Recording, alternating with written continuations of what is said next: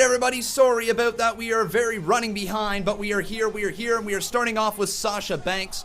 I apologize everybody, I'm just adjusting some things and getting some things ready for today's live stream. My apologies that I'm really live, but welcome everybody to the live stream. My name is Conman167. My name's Conman167 and we should be live now officially. Hell, how you guys doing? Welcome to the live stream. Just give me a few seconds here to get everything set up that I need to.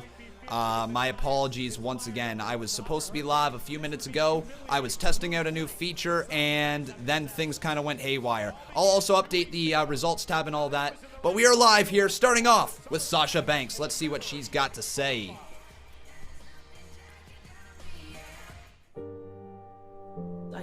Oh, so this was 2 weeks ago here tonight, folks.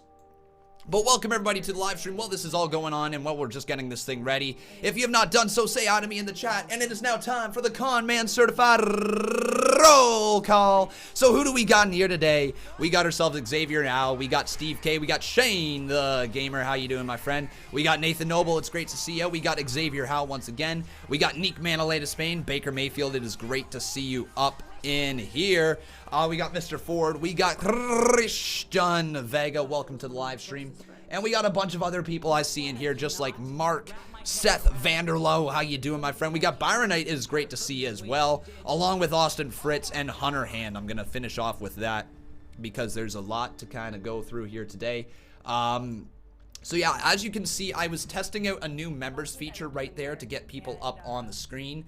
I don't know if you guys like the idea of having the members on the screen like that, but I think it's where we're going to be going. It might not be solidified, you know, for today, saying that this is what we're doing or whatever. But yeah, that's kind of where we're at right now. And I wonder if there's any way I can kind of change these names around so that they are kind of more in the center. You actually might be able to do that, right? Effects, no. Alright, this might not be the best time to try to work out some stuff. Oh, there we go. Vertical alignment, and we go like this. Boom. And that should look a little better. There we go. Now we're getting somewhere with the members as well here today. But welcome everybody once again to the live stream. My name is Conman167. I'm just currently running really behind. So let me just quickly update this, and then we'll talk about the show at hand. We'll talk about everything that's about to go down here tonight, because there's a lot of cool things that are going to happen here today. You know, Ricochet versus Drew McIntyre is just one of the matches that we have on our hands here today. We also have Baron Corbin versus The Miz, which should be a good spirited bout. I believe Miz is probably going to lose that one. And then obviously we got the continuation of the whole Sasha Banks situation, which we're learning a little bit about right now. And I believe we see Sasha Banks returning to the ring tonight to take on Natalya. So lots of awesome stuff here today. And hopefully the show will be really good. I believe the results tab are now all up to date. And let's get the screen turned on here for the one and only, the bitter blue bitch, Sasha Banks.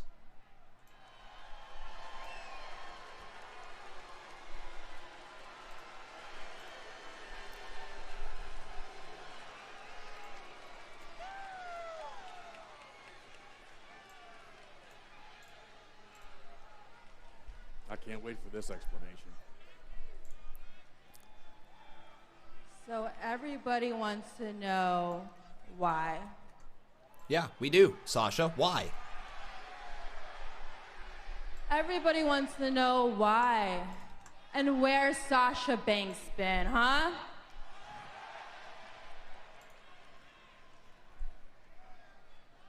For 4 months. 4 months. I've been gone, out of sight, minding my own business, not talking to anybody. Yeah, all I hear is Sasha Banks, Sasha Banks, Sasha Banks, Sasha Banks. All right, yeah. We've been wondering where you've been, girl.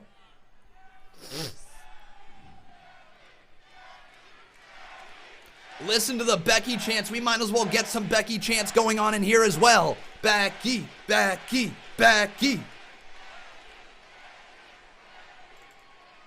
Sasha Banks. How Sasha Banks threw a fit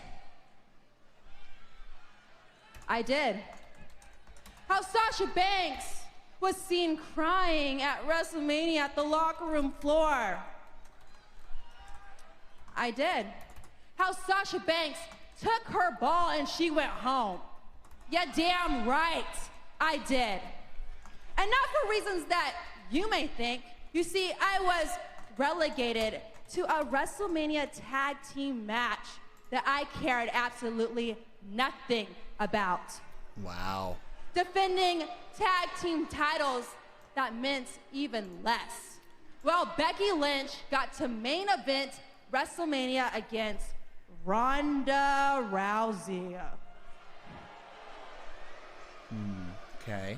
So you're right.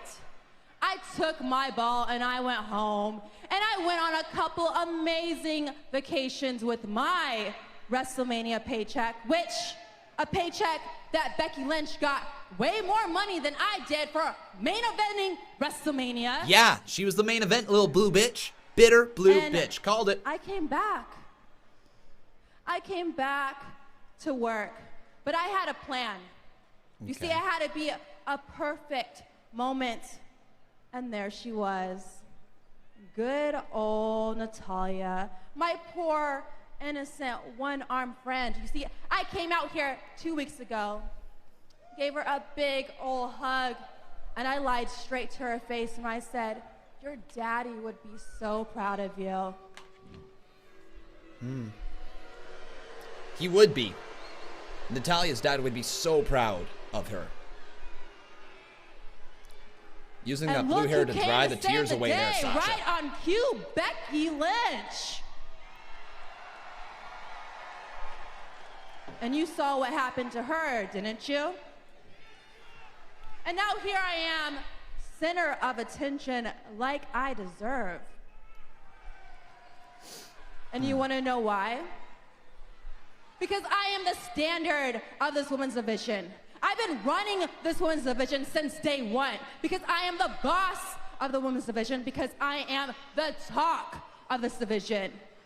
And now I deserve all this glory.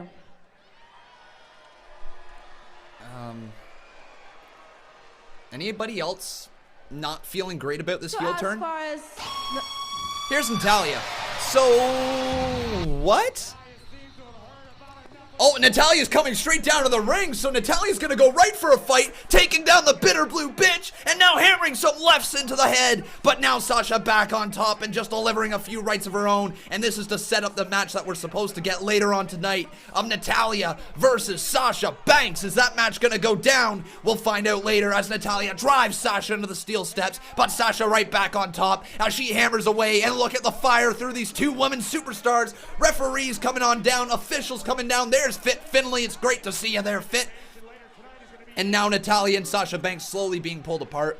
One of the referees is absolutely jacked, but it doesn't matter as Sasha Banks jumps right back onto Natalya as she's firing away, and rightfully so. Natalya should be firing back. She's pissed. Sasha's pissed, but we are being treated to an absolute awesome moment here tonight to start off Monday Night Raw as Natalya just drives right back into the side of the head of Sasha Banks. And look at this, the officials still trying to separate them, but they can't get any separation here. Natalya's on top as she still has the upper hand, and Sasha Banks just continuing to lay there as she's being beaten down. The bitter blue bitch getting these hands from Natalya.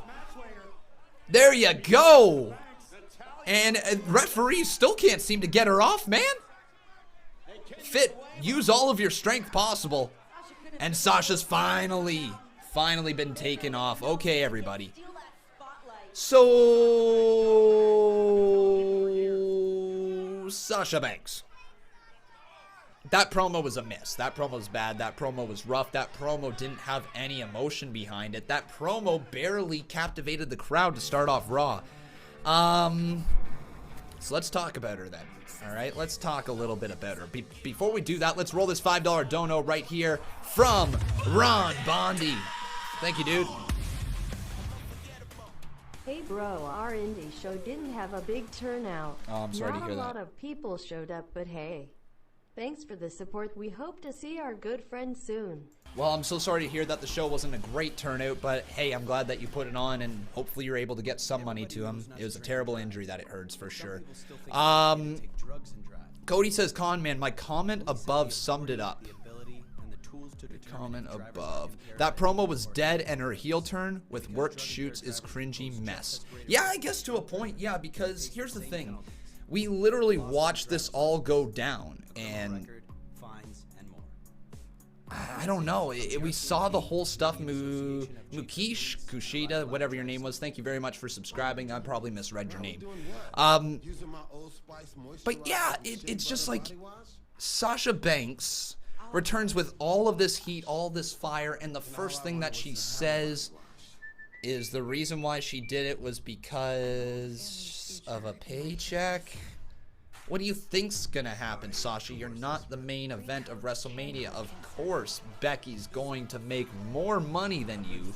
And also, Sasha Banks, if you could elicit the crowd responses and not kill the crowd every time you get in the ring with a promo, then maybe, just maybe, you would be in that position as well. If those were reasons for going home, which they were, that was a BS promo because it just got so many flaws, so many holes in it. That's not good. Sasha, we expect better. We've seen your work down in NXT, and I hope it's not just because you're reading off of a script and that's the reason why you sound so robotic. But man, that was bad. It was not a great promo. Natalya, you know, coming down to attack her, I like that because it sets up the match later on in the night. But frig, that was a rough promo, to say the very least. Alright guys, how you folks doing? Welcome everybody to the live stream. My name's Conman167. I hope you guys are excited for the show here today. If you have not done so, please make sure you smack a like on this video. Also making sure you are subscribed to this channel. And guys, if you could potentially consider supporting this channel through donations, that would be really, really, really appreciated.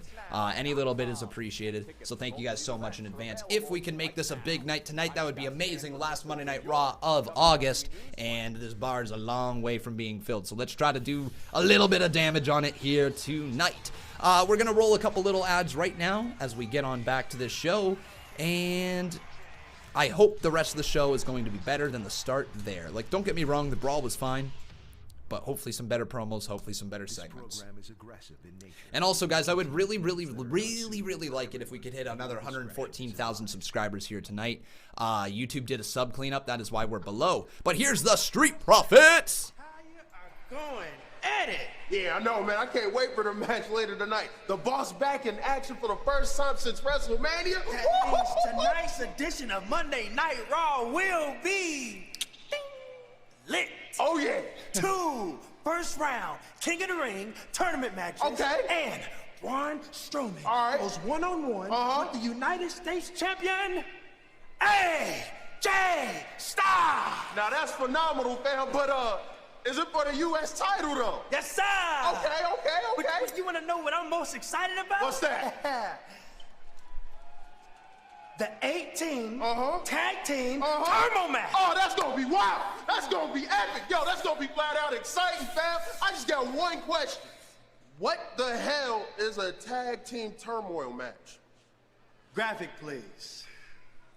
Graphic? 2 teams will enter a match. All right? And when one team is eliminated, another team will then enter that match. This continues until there's one team left. And that one team left will then go to Clash of Champions and face Braun Strowman and Seth Rollins for the Raw Tag Team Championship, baby. Hey, fam, you running on empty. This going to fill you up real quick. Who are the teams, though? Heavy Machinery. Okay, stakes and weights.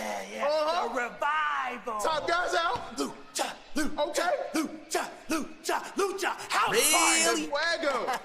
Curtis Hawkins and Zack Ryder. A little bit of gratitude. Okay. The B team. Go. And the Viking Raiders. Oh, yeah, we gonna raid tonight. Forget about the former Raw Tag Team Champions, Gallows and Anderson. Ooh, yeah. Yo. I mean, we lost the Raw Tag Team titles last week and had to go through 7 teams to get that opportunity back. We'll be hot. But who's the next team, though, bro? Come on. Dolph Ziggler and Robert Roode. Wow. Okay. Fam, they a team now? Yeah, they're a team now. Wow. Expect it, fam. So Wow. get your popcorn ready, because tonight, Monday Night Raw is getting all of the smoke. Hey. All of the smoke. See you with it. All of the smoke. Okay, so lots to dissect right there, everybody. Dolph Ziggler and Robert Roode, apparently a tag team now. What? When? Who? Where? Why? What? They? Okay, I'm down. I'm down to see those two guys try to get a chance in the ring. We also are going to get the Viking Raiders in this tag team turmoil tournament, which means they're the odds-on favorite to win. Now, I don't think Robert Roode and Dolph Ziggler would just be thrown in for no reason either, so I think they're probably going to be a thorn in the side of some people. I idolize so many superstars. Other than that, I don't think there's really going to be anybody else. Because if you're talking about a formidable force to go up against Rollins and Strowman, and you want somebody to be believable to beat them, Viking Raiders right there, and it would be a very good way to take the titles off of them, Braun Strowman and Seth Rollins, and put them on the Viking Raiders. That's what I would say. If we're going to book this thing. Nice. Thank you, Riley Anthon. I appreciate you hosting me. Really do, my friend, over there on the Twitch. But now we got Drew McIntyre versus Ricochet in what is going to be a main event caliber match, I assume, in the King of the Ring tournament. This is massive. So Drew McIntyre and Ricochet. Folks, get ready. Can you imagine King of the Ring, Drew McIntyre, King Drew? I could see it happening. I could see this thing going down. Don't know if you guys could see it, but I definitely do. The crown and the scepter and the cape around Drew McIntyre looks like it's almost made for him. Oh, and he's already sitting in the throne? Man. That would be a very good looking thing for McIntyre. We'll see if it ends up happening, though. So, guys, let me ask you, who will win? I want you to head on over to twitter.com/Conman167 and vote in the poll for who you think is going to win. Is it going to be Ricochet? Or is it going to be Drew McIntyre? Ricochet. All right. But unlike Ricochet, I couldn't give a damn about the former King of the Ring winners. Okay. In my eyes, they were all disappointments at ruling WWE, but never fear, all will be forgiven the second I become King McIntyre. Because when I'm king, all the unworthy superstars will be exiled from my kingdom. Frig. Yo, here's an idea, everybody. Because of Drew McIntyre's Scottish background, what if they kind of, not quite Braveheart, but what if they added elements of Braveheart, like, you know, that movie Braveheart, and that type of idea of king, bring that to Drew McIntyre's character a little bit. The Scottish warriors of the past. I'm trying to remember his name. Braveheart, Mel Gibson played him. What am I trying to remember his name? What is his name? Scottish legend, my friends. I cannot remember for the life of me what his name actually is from Braveheart. Mel Gibson plays him. One of you is going to laugh at me for that, and somebody's going to tell me the answer. So there we go. But here we go, everybody. You can head on over there to... Oh, Desi, that's not what I like to hear. We're safe from your donation rampage? Desi, come on, Desi. We know you're better. We know you got a little donation hype up in yet here tonight. William Wallace, thank you guys. William Wallace, there we go. William Wallace. That's 100% it. Thank you guys so much for backing me up right there. But now we got a big old shot from McIntyre as he lays down Ricochet. So McIntyre, he is my odds-on favorite to win the tournament. Now I'm trying to figure out ways that they can get McIntyre the win over Ricochet without Ricochet losing momentum here. I literally don't know what they can do here for Ricochet. If somebody can interfere, I would like it. Oh, I like that camera shot right there, though, from McIntyre as well, as Ricochet gets caught. Uh-oh, he was going for a Hurricanrana. McIntyre puts him right back on the side, and now McIntyre drops him on the barricade, and look at the strength from this psychopath. Is he going to try to drop Ricochet again on the steel steps? Oh my god, Ricochet is in trouble. Yo, Rick just being lifted back into the ring, and look at the evil look on the... Oh my god, McIntyre! Dropping Ricochet on the hardest part of the ring. JBL would be so proud with that call as we go to commercial break. So that is how we are beginning off Monday Night Raw here tonight. Alright. So yeah, that is what it is there tonight. So let's talk a little bit about how maybe we can get Drew McIntyre to advance in this tournament here. Well, the momentum from Ricochet doesn't get taken away from him. It's a tough thing. Very tough thing to try to think, how do we do that? I would like it if Ricochet's next feud is set up in this match. Whether it's like Elias or somebody stupid, I don't really care. But it would be nice if there was a reason why Ricochet lost this match. I don't want to see Ricochet lose clean here because of how strong and over he is with the babyface persona, and how over he is with the crowd. I think it would be very important to keep this momentum going for Ricochet here tonight, but without him beating McIntyre, because I think McIntyre has had way too many losses in recent time and in recent memory to not win the first round of the King of the Ring tournament. You know, it's just so tough to predict. If we want to take a quick look at how the King of the Ring tournament is laid out here. Oh, hang on. I guess that's got to be over top of Legends Row. There we go. So, like, Cesaro and Samoa Joe put on a great match last week. Obviously, Samoa Joe advanced. So then you start looking at Drew McIntyre versus Samoa Joe in the second round. And that's not a likely matchup. So do they really put Ricochet over McIntyre here? And do they want to eliminate your two odds-on favorites in the first round of McIntyre and Owens? It would give the King of the Ring tournament a unpredictable feel, but I think it would be unpredictable for all the wrong reasons. You know, I'm still not truly over Kevin Owens getting eliminated in the first round of the King of the Ring tournament. I think Kevin Owens versus McIntyre should have been the finals, and I think if they don't go with either of them in the finals, all of a sudden you're looking at a lot of underdogs to win the King of the Ring tournament. I mean, you're looking at potentially Andrade, looking at potential Chad Gable. Buddy Murphy could win. I hear that people are impressed with him backstage right now, so maybe Buddy Murphy gets the rub. Baron Corbin always could win it. Sami Zayn, King Sami, could be a... Alright, it's not a thing. Sorry, Cedric Alexander advanced, right? Yeah, Cedric beat Sami Zayn, so that's not a thing. But, you know what I mean? There's some options there. It just feels like it should have been Owens versus McIntyre, and I don't know if they're going to even be in the finals, either of them. So I'm very curious to see how this goes down. But once again, everybody, if you have not done so, make sure you leave a like on this video. Also, making sure you are subscribed. Guys, share the video around. Tell all your friends.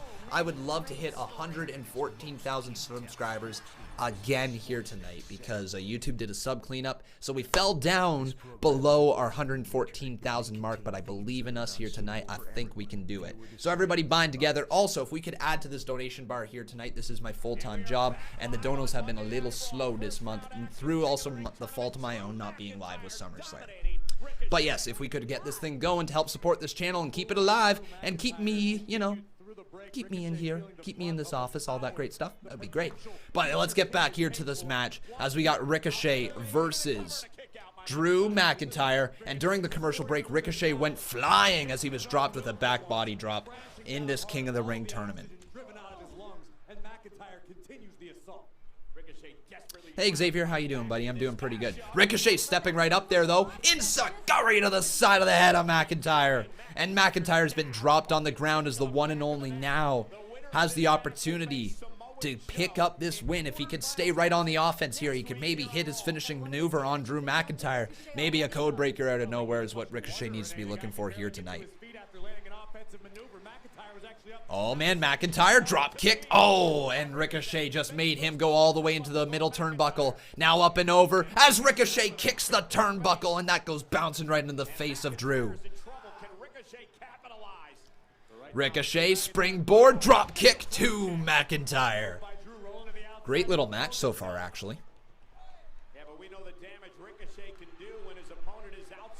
Ricochet now off the ropes. He's looking to fly. King Ricochet over the top as he leaps over and takes down McIntyre. That leaping ability of Ricochet has always been on display since he's been in the WWE and, you know, down in the indies. The ability to jump over that top rope cannot be understated. It takes so much talent, so much practice in order to do what Ricochet does in this ring. He is really a one and only type of superstar. It's not just a nickname for him. He lives the gimmick. He is the gimmick, the one and only Ricochet. And I wonder if he's going to live the King Ricochet gimmick here as well. But oh man, he's trying to go all the way up there. Couldn't get him all the way up on the top of his hands. Could Ricochet. Now McIntyre hanging on to the ropes. Code breaker attempt. Uh-oh! Ricochet was going for a Frankensteiner type of move. And now McIntyre's got him caught in the reverse Alabama slam. Down into the ground. Ricochet. All of his meat, I was about to say all of his meat just went crashing into the ground, and I don't know how in the hell I got all of his meat. What what the hell was I about to say there? I don't even know where I was going with that. Oh man. If Drew does not make it to the finals, who else can you see winning King of the Ring? Ricochet, because if Drew doesn't make it to the finals, he's probably going to be eliminated by Ricochet here. I can't see him being eliminated by Joe. I definitely can't see him being eliminated by The Miz. I would say Baron Corbin's probably shortly after because Owens is out. And I would also say Buddy Murphy and Andrade. Like, it's weird. There's a lot of people who could still win. Oh my god, look at the strength from Ricochet as he delivers a float over suplex, bridging up. Ricochet, no way he can do this to McIntyre. McIntyre just throws him back to the ground. Am I hungry? Yes, I'm actually starving. I haven't been able to eat dinner here today. I've been running so far behind, and then I had to run some stuff out to Becca at work as well because she forgot that here and she really needed it, so that took some time out of the day as well. Yeah, I'm absolutely starving here and I don't know when I'm going to get to eat, probably at 1 a.m. Oh my god, Ricochet leaps over, big old clothesline, knocks down McIntyre. And I think we're about to see this right now. Ricochet, oh my god, are you kidding? 1, 2, off the standing shooting star press, but Ricochet can't get the win. McIntyre just kicking out at the last time. What if Samoa Joe wins it? That's a good question. By the way, JBen91, thank you for subscribing. It's great to see you popping up over there, guys. Please keep on subbing away. Yeah, what if Joe were to win it? Well, he'd be King Joe, which would be kind of cool. King Samoa. The Samoan King. Whatever he wants to do, it would be kind of cool.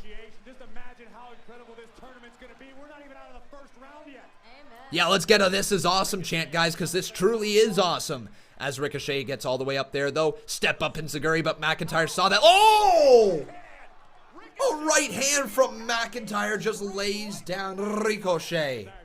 Hey, we got ourselves a $10 dono right now. Here we go, folks.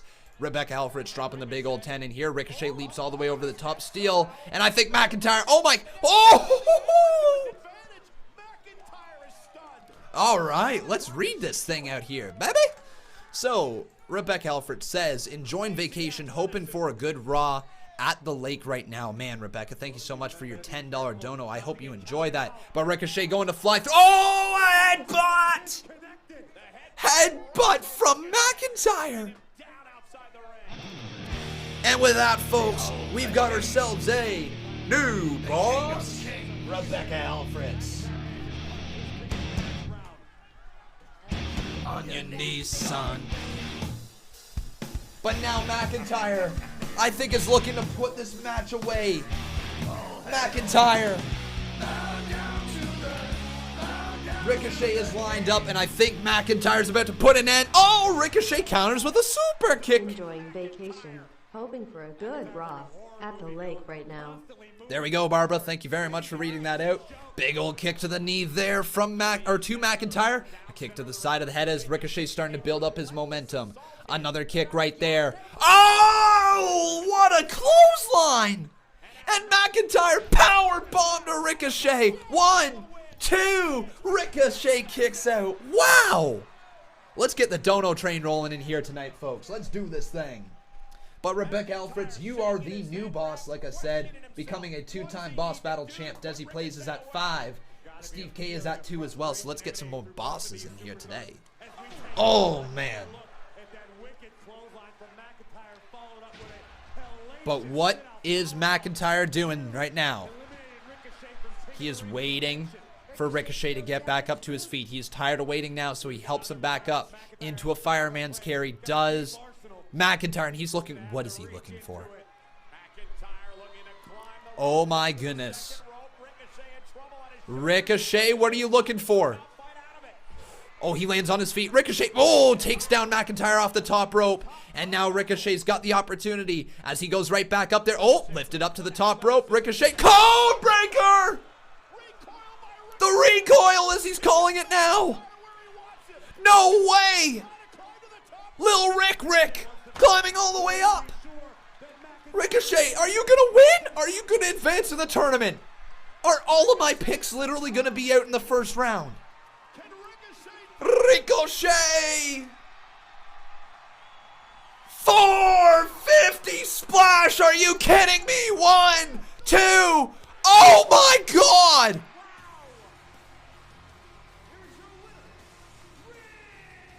Ricochet just beat McIntyre! What are you doing with Drew? What are you doing with Kevin Owens? I mean, good for Ricochet, but what are you doing to Drew? He's a future world champ, and all you do is have him lose. McIntyre needs wins. He's not taken seriously at all. He needs wins. Like, don't get me wrong, I love me some Ricochet. And Ricochet is going to make a hell of a King of the Ring because that's clearly where they're going with it now. McIntyre needs wins. He needs wins. He was literally on the upward swing of a path of a match against Undertaker at SummerSlam.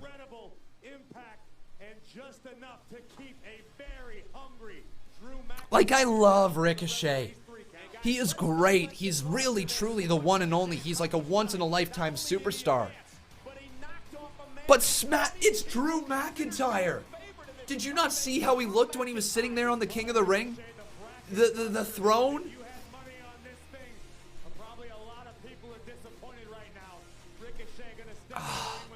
Like, F in the chat for Drew, seriously, because this is, like, Kevin Owens out first round. Drew McIntyre out first round.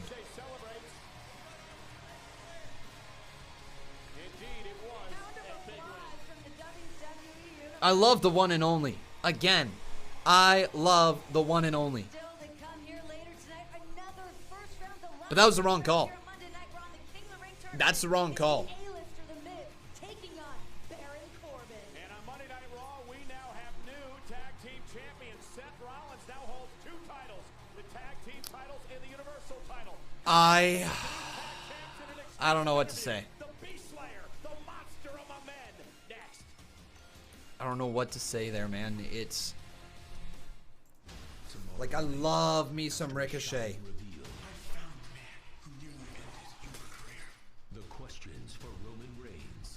But at what cost? At what cost are we so for this King of the Ring tournament, at what cost is it that we feel necessary to bury the top stars, the most over superstars? I get it. It's maybe WWE. Okay, if I want to take a step back here and take an objective look at it, here's what I see what WWE is doing, okay?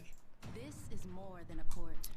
I feel that WWE is in the process of worried about booking heels because of how poorly their heels have been over the last little bit. Brock Lesnar has been the only true formidable heel in the WWE where fans haven't turned on the product. And fans try to turn on the product with Brock Lesnar, but they don't. You know, more people tune in when Brock Lesnar is around. Can I say the same about Baron Corbin? No. Could I technically say the same about,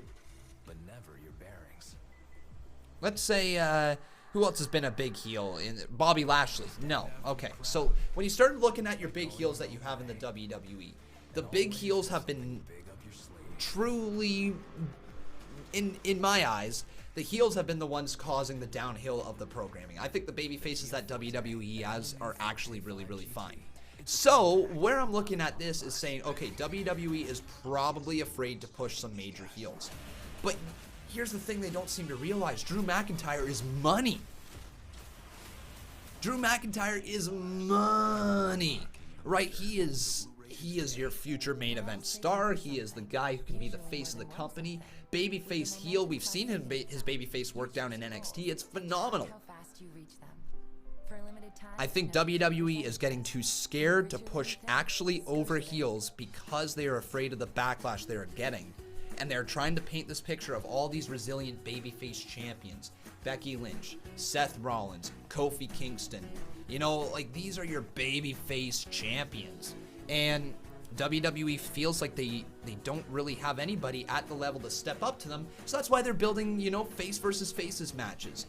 And it's not hard to see why the heels aren't getting over, because the moment you get a heel that gets over, you nip the testicles out from underneath them, you clip them right away, and you say, okay, still try to be you. But they take away some of the aggression, they don't give them the proper wins when needed, and they don't truly go all in. The exact same thing is for your over babyface superstars. Kevin Owens eliminated first round. Tell me what was the reason for that happening? To get you angry at Shane McMahon? Well, we hear people on the podcast and everything and on Hold the Rope and on the reviews yelling at Shane McMahon because they hate him so much. You don't need Shane to get any more heat, at least in the first round. Kevin Owens gets those testes snipped from underneath him, and that is why you're going to start losing momentum with Kevin Owens. Picture this.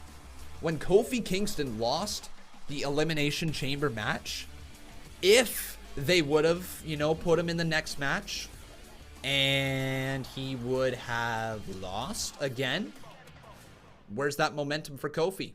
Out the window. Wins and losses mean so much that WWE doesn't seem to realize it.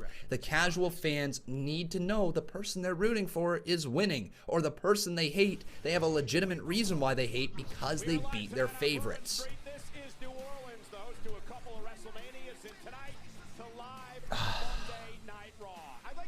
It's so tough to sit here and watch WWE shoot themselves in the foot. Now, don't get me wrong, okay? If I want to talk about Ricochet winning, I think that Ricochet advancing in the tournament is great.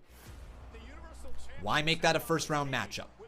You know what I mean? Like, here's the illogical stuff that is so blood-boiling right now, is that McIntyre versus Ricochet should have been the finals of the Raw side. And that's the match you do, and then guess what? You do that exact same scene there between Ricochet and Drew McIntyre, of McIntyre sitting on the throne and Ricochet beating him to go to the finals. If you want Ricochet there, it was easy to do that, and it was easy to very much make that match happen.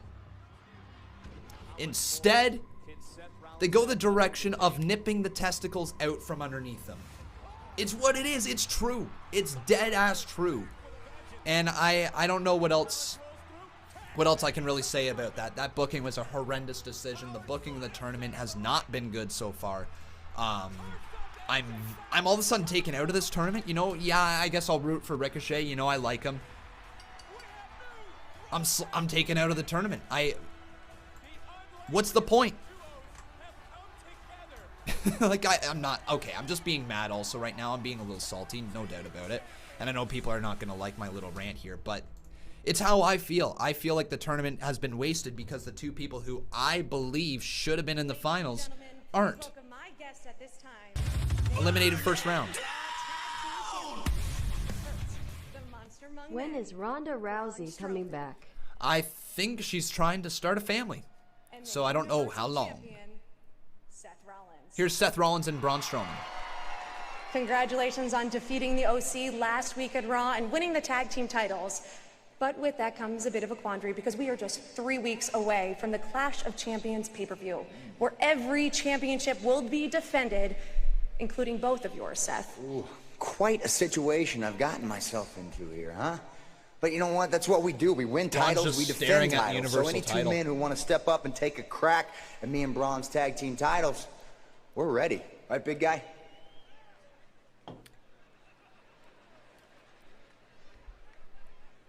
Something tells me you're not thinking about the tag titles right now. No, Seth, like you said, we'll take on anyone that wants to step up and challenge us for these tag titles. But what I really want to know is, who you gonna let step up and challenge you for that Universal Championship? Ooh.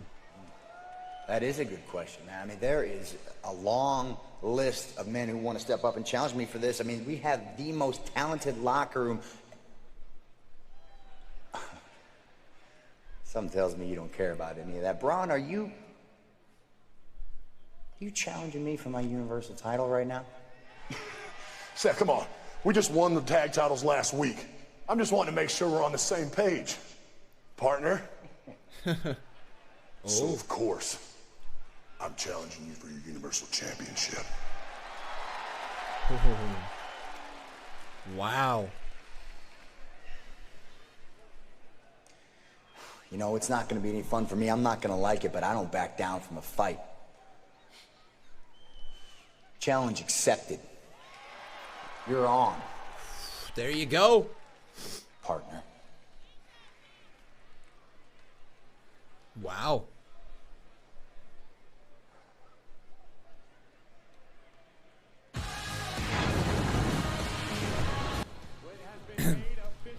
So yeah, officially made now, folks. Clash of Champions. Seth Rollins versus Braun Strowman. What the hell?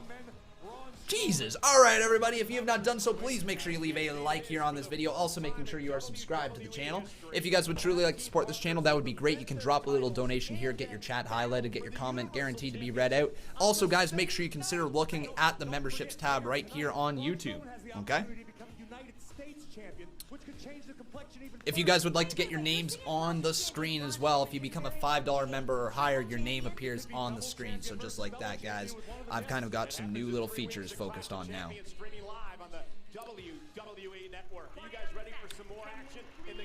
All right, some more King of the Ring action now. Let's get The Miz versus Baron Corbin, the big, bad, bald, ugly Baron Corbin. But The Miz is gorgeous. Actually, I don't know.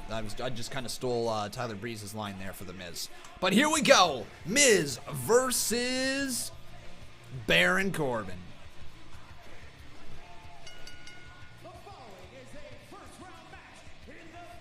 Let me just update the results tab here very, very shortly. Why was I ranting? Because I do not like the result of that, and I think it's really, really rough for Drew McIntyre. I don't know where McIntyre goes next. All right.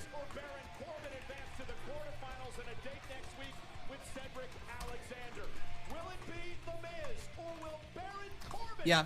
Like, and I want to kind of just take a step back right here real quick and kind of just say this, because I know that a lot of people like to view wrestling as wins and losses don't matter, and it matters if you get over, right? And to a point. To a point, I do agree with that. I do agree that you won't remember all the losses at the end of their career. I do agree that you won't remember every little detail of their character through their career, and I understand that any superstar can get hot at any given time, and it doesn't matter what their record is, you know? I mean, take a look at Kofi Kingston. He went from being a mid-carder tag team type of wrestler to all of a sudden the WWE champion because fans got behind him. So it doesn't, I guess it doesn't truly matter. But what I will say is that trying to build up a superstar takes wins. You know what I mean? It really does.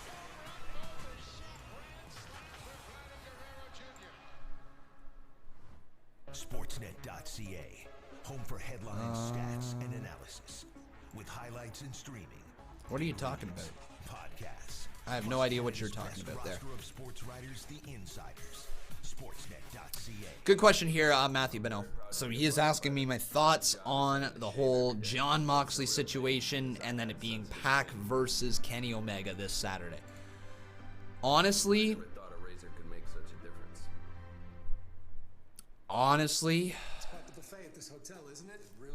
I think it's a good thing.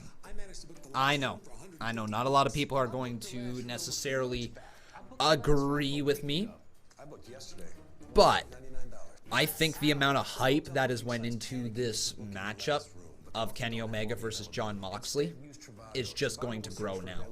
I think it's going to build into this big affair. If you want to compare it, it could be very well comparable to when Becky Lynch got hurt just before Survivor Series and Charlotte Flair had to face Ronda Rousey.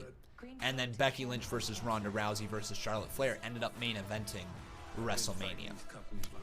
I think it's on the same type of line where people want to see the match so bad, the build has been so good that people are ready to wait for it even more. And when it does happen, the match is going to sell the place out.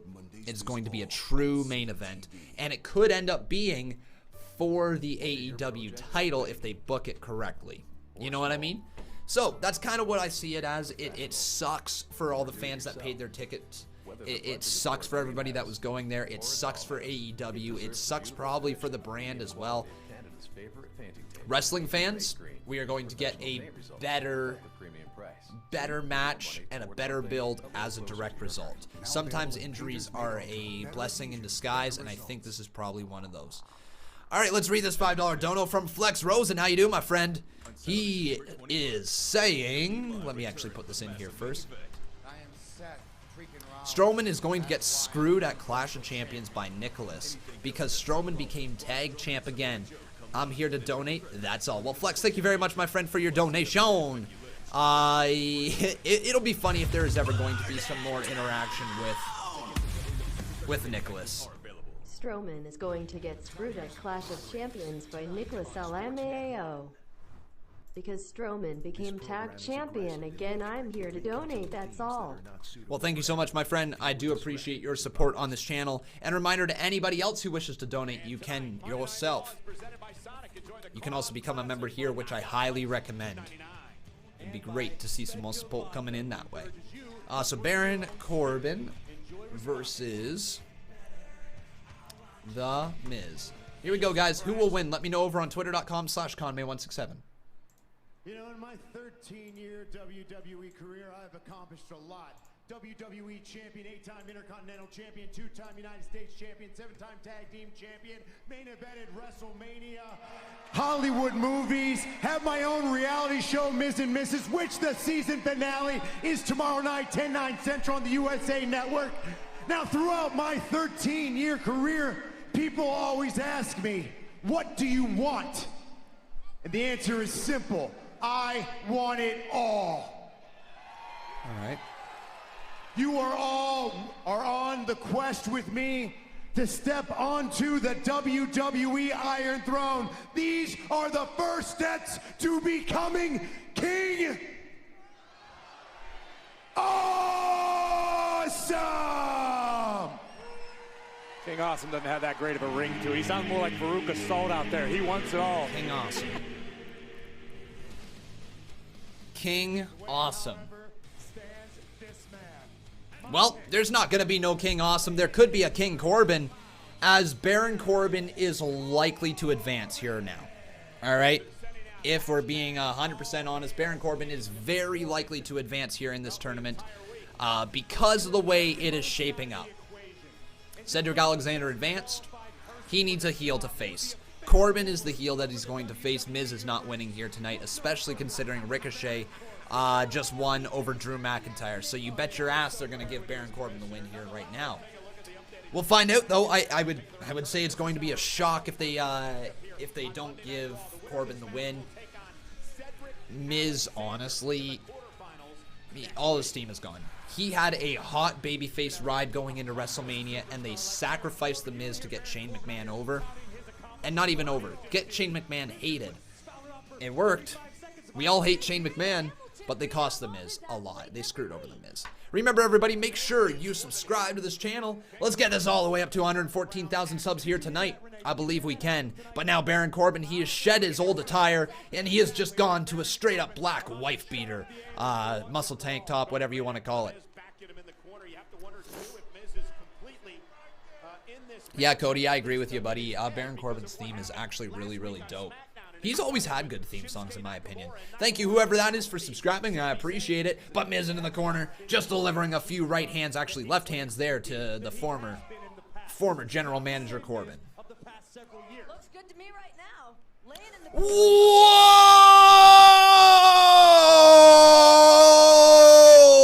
What? Cody. Thank you, man. Oh, thank you, buddy. Thank you so much. Stan Williams also, thanks for subscribing. My God, man. Woo! Yeah. Oh, Isaiah's best quest. Thank you very much for subscribing. Friggin' right, Cody. Thank you, man. Wow.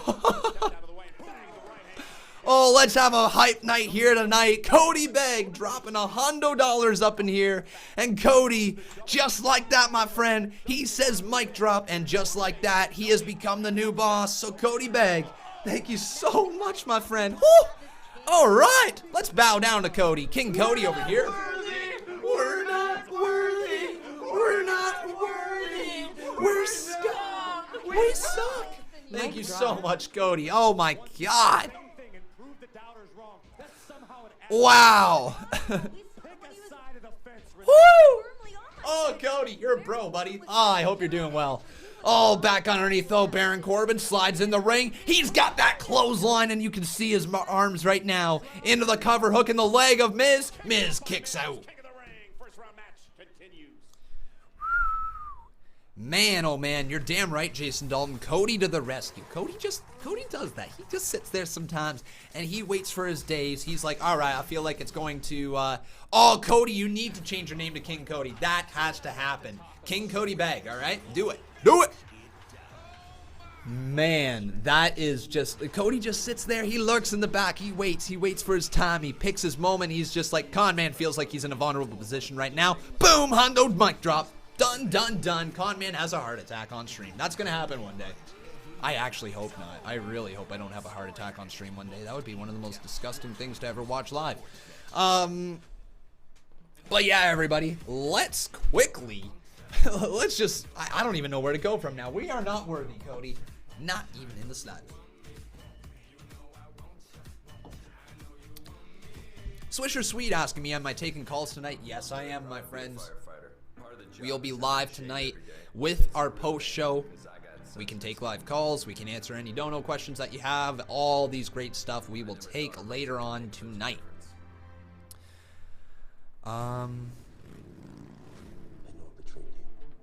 They need to rebuild Drew. Honestly, my friend, they do. Drew McIntyre needs this rebuild now after everything that he's kind of been through tonight. It sucks. It kind of sucks. But Cody Begg, let me check here, my friend. I believe, yeah, Cody becoming a 3-time Boss Battle champion. So Cody's actually slowly advancing towards Desi Plays. Desi, my friend, Cody's coming for your title. Do I need a headset to call? So the way that we normally do things is we do it through Discord. So there are ways that you can just literally talk through your phone. It might be ridiculously loud and it might get a lot of feedback, which then I would end up hanging up on your call. So it's up to you. A headset is obviously, or headphones are obviously ideal. It's not necessary, but it's recommended. You know what I mean? But yeah, we'll be live here tonight at, I think it's 11:30 p.m. Eastern Standard Time. And going live until about 12:30 p.m. And we'll be taking your live calls. We'll be talking about the show. We'll be reviewing it. All that great stuff. Who do I think is going to win the men's and women's Royal Rumble in 2020? Go figure. Brought to you by Mattel. Oh, that's so tough. Roman Reigns, I think, is going to win the men's.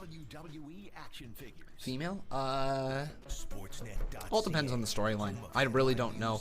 If Becky Lynch is going to be still the women's champion by then, which I kind of hope she is. I hope they continue to keep reinvigorating her character, because right now I am pumped to see Becky Lynch. Like I said a few weeks ago, Becky Lynch's character was getting stale. She cut that promo last week and she showed exactly who the man really is once they got away from the Seth Rollins storyline. So yeah, the man's back to being the man right now, which is good. So I could totally see Ronda Rousey winning the Royal Rumble again and becoming a 2-time Royal Rumble winner, and people would be hating her because then Ronda Rousey would be booked as a full-fledged heel and people would legitimately hate her again. If Roman wins again, he'll be hated again. Depends on who the champ is, alright? It really depends on who the champ is. Stone Cold Steve Austin won 3 years in a row because he was over. Roman Reigns is over right now, so do not put that too far away. Roman Reigns is probably the likely favorite. Asim Khan right there becoming a new member. Yeah, baby. Miz into the corner, though, with the corner knees to Baron Corbin. Take a look. Speaking of Ronda Rousey, we got some sweet knees. Yeah, Miz in the corner, though. Again, another corner clothesline. And Miz is building up that momentum right now. Uh-oh, Miz. Axe handle drop takes down Baron Corbin. The big bald Corbin is out. 2 kick out by Corbin.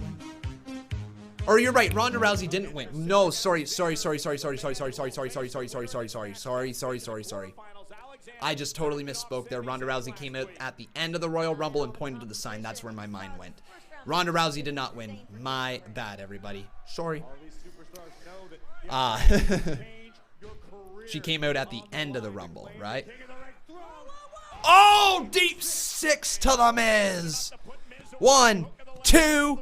Oh, kick out by the Miz, staying alive.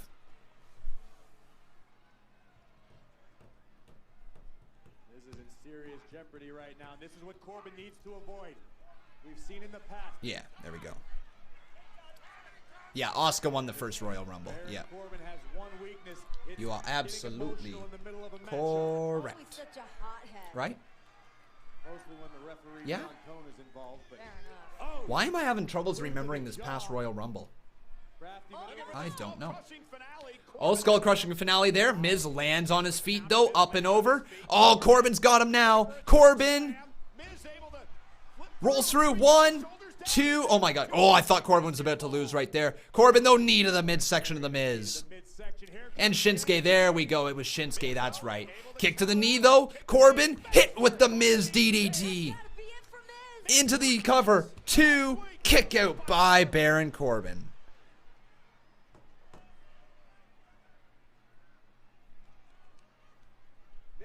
Because you haven't eaten today, that's why. I have ate today, just not since lunchtime, which is a long time ago. Yeah, very long time ago. Do I want a Drew rebuild to have him in the Rumble next year? Honestly, Drew McIntyre probably should win the Rumble. He honestly should. I think Roman Reigns probably will end up winning it because they want to find a way to get Roman back to the main event of WrestleMania because he's their biggest draw that they have other than Brock Lesnar. So, understandable. Honestly, I wonder right now, from a legit money standpoint, I wonder who draws more. Becky Lynch or Roman Reigns? I'm actually really, really curious right now. Who draws more in terms of merch sales, everything? Roman's got to be still the top dog, but I wonder just how far behind Becky Lynch is because she's pretty close to being the face of WWE right now. Uh-oh, underneath Miz. Oh, skull-crushing finale to Corbin. What? 1, 2. Oh, Corbin just kicked out. Are you kidding?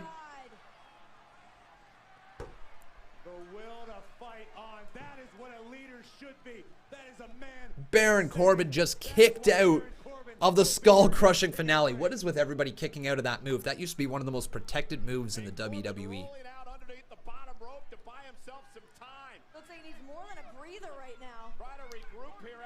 Merch, I'd say Roman. Butts and seat, I'd say Bex.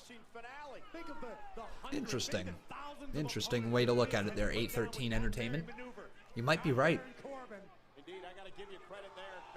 Bayley was the top merchandise seller in 2018. Really? Even beat New Day? I find that so hard to believe. But I guess little girls, right? They love Bayley stuff. They love huggable stuff. Yeah, I guess that is kind of what it is. Back inside the ring, though, Miz. I think Miz is about to eat defeat right here. Miz off the ropes. Uh-oh, leaps over top. Corbin into the end of days. One of the best finishers in all of WWE. 2, and Miz has been put away.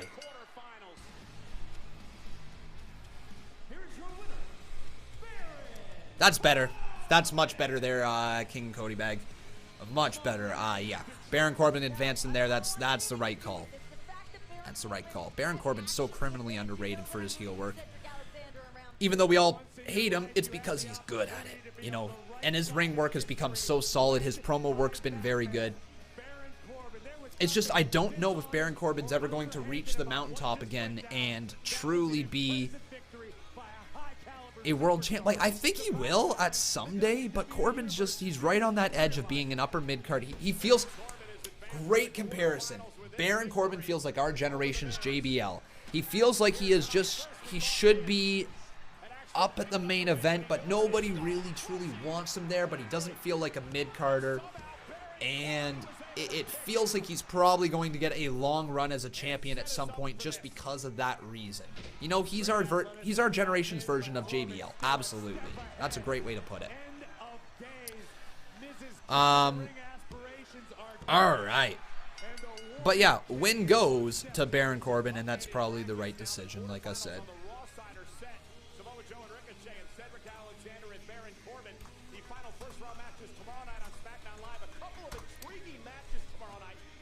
Defeats The Miz. So no King Awesome here today. Now let's take a look at Baron Corbin by that throne. I can see him with it. This is like one of Melisandre's visions. It's like a glimpse into the future. Come on, that's gotta be bad luck. One of Melisandre's visions. It's like a glimpse into the future. And yo, just take a look at that. Just take a look at Baron Corbin right there. Oh, he's got a promo. Okay. With the crown on. Vince is looking at this right now and loving it. You know, when I showed up to this building today, I was asked about some ridiculous poll where the WWE Universe voted, and they wanted anybody, absolutely anybody but me, to win King of the Ring. The good thing is, I've never really cared about what any of you think anyways. None of you actually matter to me. And you know why? Because on your very, very best day, you couldn't accomplish a single thing that I have. I'm where I am today because of one person. Me. And after I'm coronated, trust me, you will hear it from me first. All hail King Corbin. Man. Well, we may have to get used to that sight.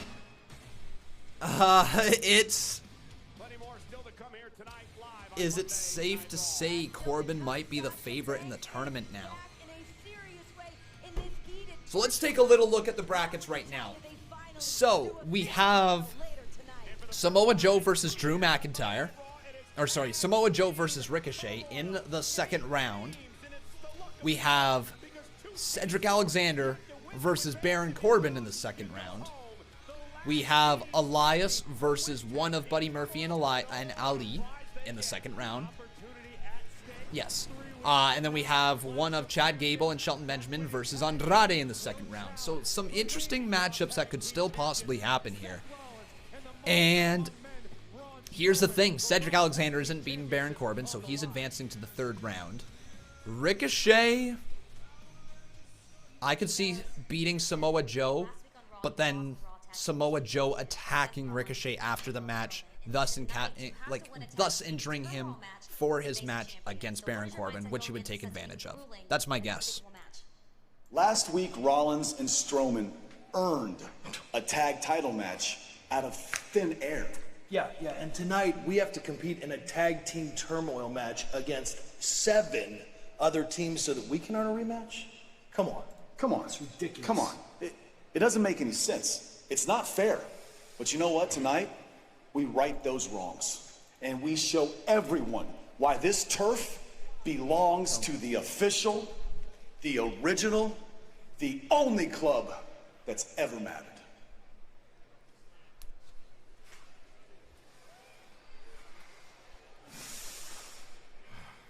Well, the OC believe they have plenty to prove tonight in tag team turmoil. Hey Jack, welcome to Livestream. Welcome back, my friends. Great to see you up in here. But here we go. We got the SmackDown Women's Champion on Raw because what else makes sense? It's... Oh, Bayley with her wacky, waveable, inflatable tube men. The wacky, waveable, inflatable tube men. The wacky, waveable, inflatable tube men. And yes, you're absolutely right. They forgot to open one of the wacky, waveable, inflatable tube men's because it's still there. It did not get up in the air. Don't you worry. Though Bayley is still here tonight, we're going to do a couple quick Twitter shout-outs. Let's go with Cameron 500s. Thank you very much for following me. We got Zach, that person. Thank you very much for following me. We got Lewis Delseed. We got Brown as well following me over there. And we got Lewis Delseed again. Thank you guys so much for following me over on twitter.com/Conman167. I also want to kindly remind you guys to make sure you leave a like on this video. And please make sure you are subscribed to this channel. I would love to see your name pop up there on the top of the screen. It would be absolutely amazing to see happen. I hope you guys wish to join this channel. This channel is growing and growing and growing. We're getting so close to 114,000 subscribers again. So everybody, just subscribe to this channel. We are going to be live this Saturday with All Elite Wrestling's All Out. That's this Saturday, and I'll be live with it. I think Bob is going to be joining us. I could be wrong, but I believe Bob plans on joining us. Joshua Mack, thank you very much for subscribing. This is a place where athletes, driven by dreams and fueled by fans, are going to rewrite history. Star Wars fan 167 saying the only thing I liked was the Ricochet match. The rest doesn't make sense. No good storylines, not much good matches. Sasha promos was bad, and the segments were cringy. Well, to watch the games. Okay, so Ricochet's match was good. We've only been watching for an hour though, so let's think about that. Ricochet's match was really good. Police have the authority, the ability. Sasha's promo was bad. Yes, it was horrendous. The booking of the Drew McIntyre was bad. I will give you that, but I think the match was still fantastic. No good storylines. I don't know. I mean, like, the brawl between Natalya and Sasha wasn't bad at all. Like, you know, it was kind of fun to see those two women brawl. It's good to see women get in actual fights, not like the hair-pulling cat fights they used to have back in the day on WWE. Yeah, I don't know if I necessarily completely agree with your comment there, Star Wars fan 167, but it's not the best episode of Raw I've ever seen for sure. There's a lot of stuff that I've already had to rant on tonight, so I totally understand it's not the greatest show. We're going to roll a couple quick ads right now. And reminder, guys, if you are truly enjoying the show, you can always drop a donation. Doesn't matter how much or how little. If everybody binded together and dropped $1, I mean, this would be so much easier to do my job and not have to worry about financial stuff. So, here we go. Boom. Personally, I hope All Out isn't that great. I want to see the boys humbled a bit. The way they talk online bugs me. I know, Cody. I know, buddy. I know. I've seen your responses and stuff on Twitter. I understand people's frustration with it. I really do. I think also somebody dropped $5 there. The donos aren't coming through the chat right now, and I don't know why. But thank you guys so much. I see some donos popping up there over on the screen. I just, I don't see them popping up here. And Bradley, thank you guys. I thank you so much. I see these donos popping up over there, but they're not popping up on the screen.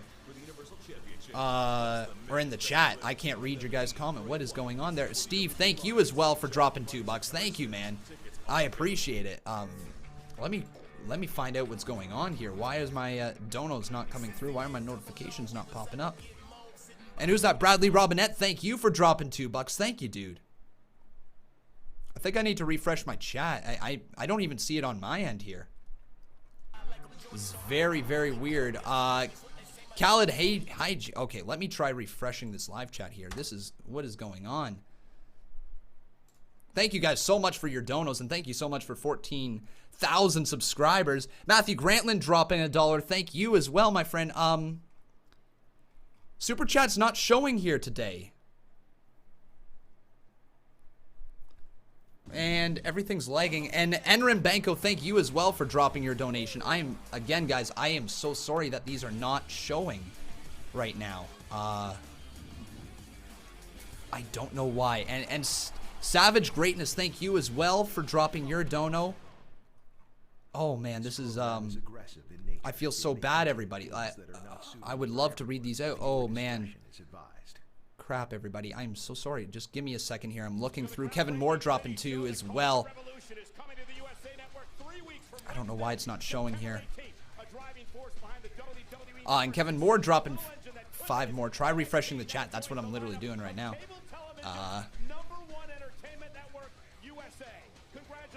Oh, goodness. Goodness. And we got Asim Khan dropping 10. Oh, man, guys, I am so sorry. I would love to read out all these stuff. I would love to read these donos. I bet you they're just going to show real hot and heavy in just a second, but let me try this again. Desi Plays, thank you as well. But yeah, none of these donos are showing. Okay, I'm going to have to read these manually, so give me 2 seconds right now, everybody. Thank you so much for all the support. I see these rolling in here, guys. You're amazing. The best fans in the damn world. I understand that. Oh, this was Rey Mysterio last week. Hang up the mask.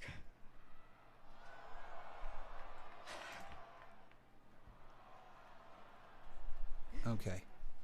Zach, thank you as well. Yeah, my super chats are not showing at all on my end here, folks.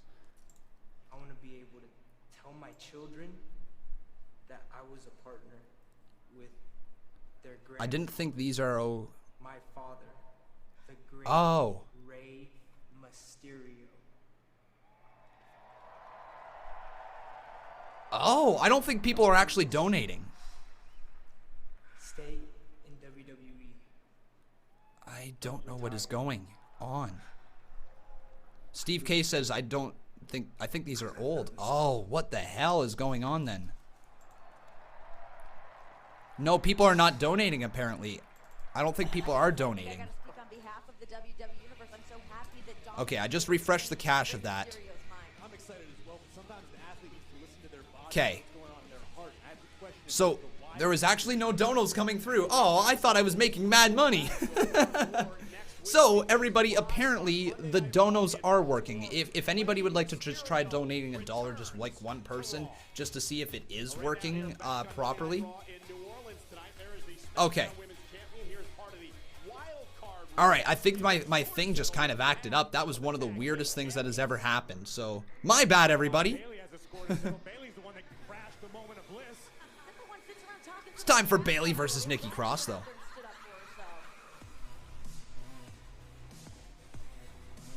No, definitely not money hungry. Just like, well, I mean, actually, this is my job, and you know, it's been a slow month, so yeah, a little bit on the money hungry side. I guess you could say that, just so I can afford rent. But, oh, Cody dropping $10. Cody, you didn't have to do 10. Thank you, dude. So it's working. It's working. Thanks, Cody. And Seth Afemitenis, Seth Amphitaminis. Thank you very much, dude. All right. Thank you guys so much. Okay, sorry that this has probably been annoying. I've just been thanking people for left, right, and center. But I'm a very polite guy. My mama raised me right, and she told me how to say my pleases and thank yous. So that's what I do every single day of my life. I say a big ol' please. I say a big ol' thank you.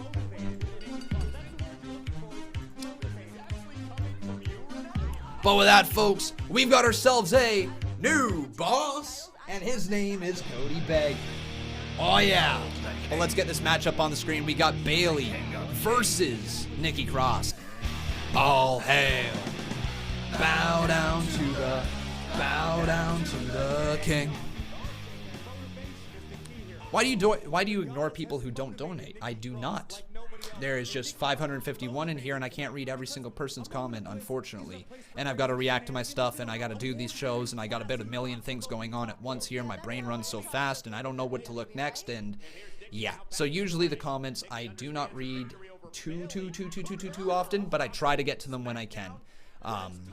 It's just a lot going on here. If seriously, let me show you my screen here real quick. Show you right here. Like, this is kind of what I got going on right here. There's lots of stuff to monitor. All of my OBS stuff. These are all of like the superstars right in here. If you see that scroll right there, these are my audio levels. I can probably turn off my my light right there. You see how we got all that? We've got like the chat right there. We got my stream monitoring. Then we got the Twitch chat. Then we got the sports booth chat all the way over there. And then we got the actual video right there. So that is kind of why it is difficult to read all the comments and to get to them. But I try to do my best at the very least. Timothy Gines dropping $5 up in here. He says, here you go, Conman. I was ready to donate to you anyways. Keep up the good work, sir. Well, thank you, Timothy. I appreciate your constant support. Great little subscriber right there. Thank you, Timothy. Thank you, thank you. But Nikki Cross, she's rocking some green here tonight.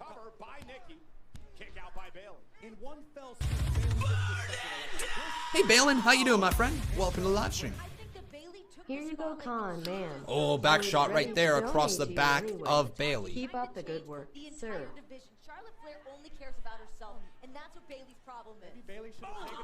So, let's ask you guys over on twitter.com/Conman167 who will win.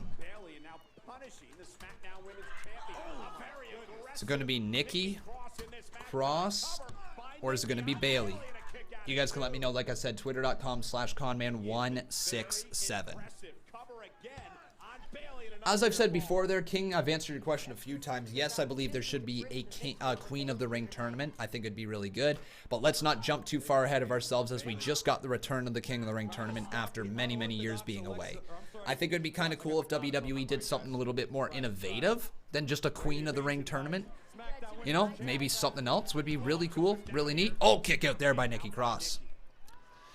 It's methamphetamines, like methamphetamines. Oh, there we go, methamphetamines. There we go. We got your name, Seth. Thank you so much for your donation.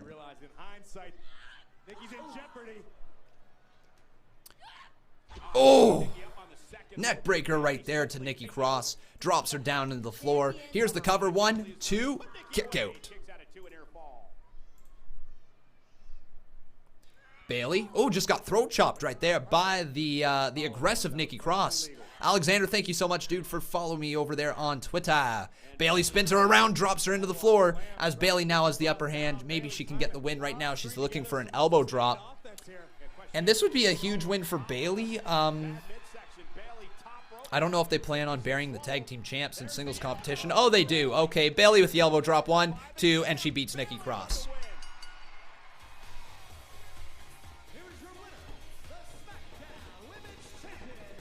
Wow.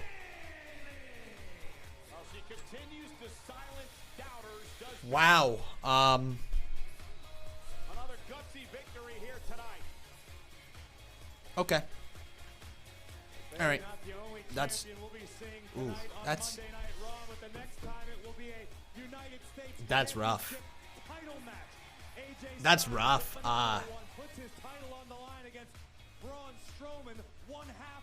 I don't know how I can really truly feel about that.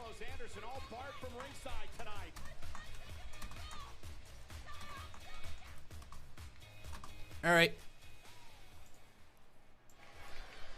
Braun, at Clash of Champions, for the first time in history, you and Seth Rollins will defend the Raw Tag Team Championships. And then, later that night, you will face your partner, Seth Rollins, for the Universal title.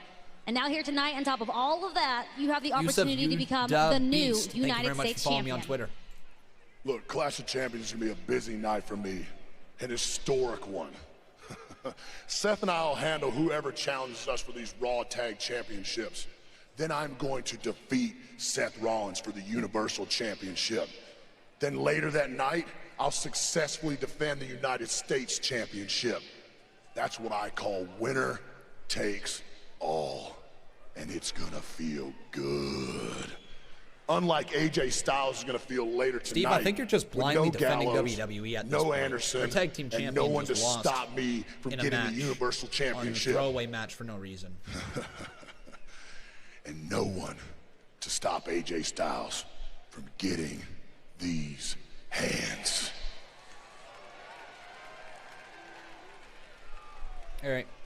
Strowman could leave New Orleans with a lot of championships. The question is, who will Braun and Seth defend the Tag team turmoil time. All right. So, I definitely...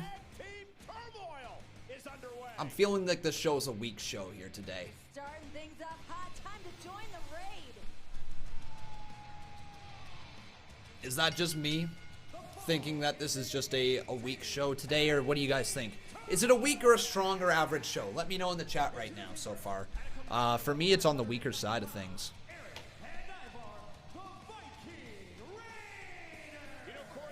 Exactly there, Jack. No rudeness intended, but that's like saying one tag team of a member is half a wrestler, right?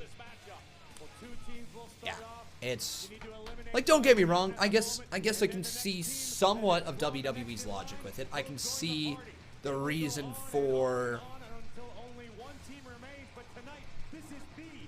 maybe having that match go down because of the interaction on the Moment of Bliss before. Yeah. See, average to weak for the most part. Okay. A lead, it's been an 8.5 to a 9 for you? How? Really? This is an 8.59 of a show for you, Aled? I don't mean to belittle any other wrestling fans out there, because enjoy what you will enjoy. But this is a rough show. Was I at SummerSlam? Yes, I was, my friend. I absolutely was. I was there at SummerSlam. I watched it live. It was a great little time there. I had a great time. We're going to roll a couple little ads right now. And if you guys are enjoying the show, please make sure you continue to like this video.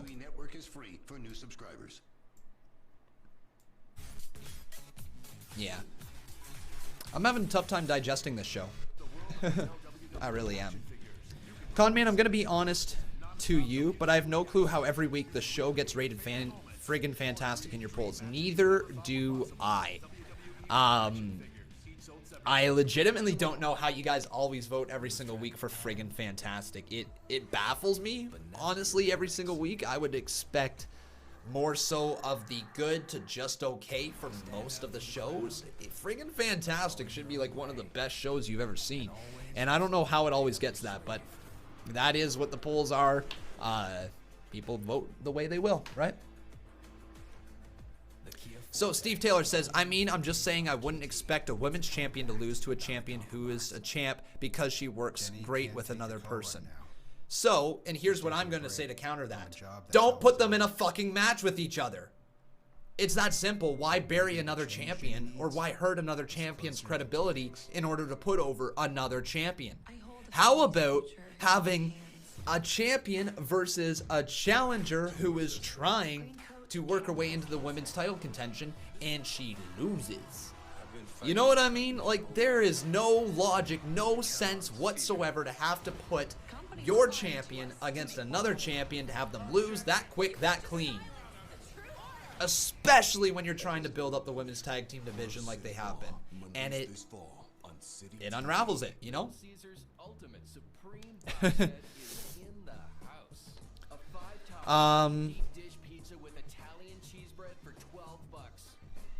I guess this is what it is, though. Paul Lewis saying that it's always fantastic because of Conman on commentary. It's why I come. Well, thank you so much, guys. I appreciate you coming for my thoughts on the show. Right now, my thoughts on the show is that it's actually been pretty poopy. Don't mean to be negative. Normally, I look on the positive side of things, and I'm going to continue to try to look on the positive side of things. But if I'm taking the step back, okay, what are the positives to come out of here tonight? Bayley got a win. Okay, so at least they're building Bayley forward a little bit. Positives to come out of the Ricochet match. Ricochet advances in the King of the Ring tournament, and they're pushing Ricochet. Okay, positive there. Baron Corbin advancing, the heel heat stays on him. That's a positive. I guess there's tension now between Sasha Banks and Natalya. That's a positive.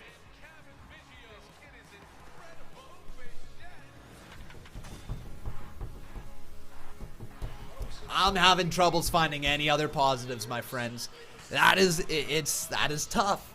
It is tough to find a lot of really good positives. Yusuf Da Beast is asking me, who do I think will win, Seth Rollins or Braun Strowman? I think viewer discretion is advised. I want to say Braun. I think Braun could be really a good option to try out, especially if they say they do defend the tag team championships. Then all of a sudden Seth Rollins is having to tag with the guy who stole the championship from him, and maybe that just leads to Seth Rollins turning heel. Maybe the heel turn doesn't happen until after the matches, or until a couple weeks down the line when they're tagging with each other still, because they're tag champs. Say if they don't lose the tag titles at Clash of Champions, which I truly expect them to lose them. But man, like, you know, there's some options there. But let's get the B team up on here. It is Curtis Axel and Bo Dallas. Somehow these guys are playing the baby faces right now, so they've switched back and forth from babyface to heel a few times. Former Raw Tag Team Champions here, Curtis Axel and Bo Dallas.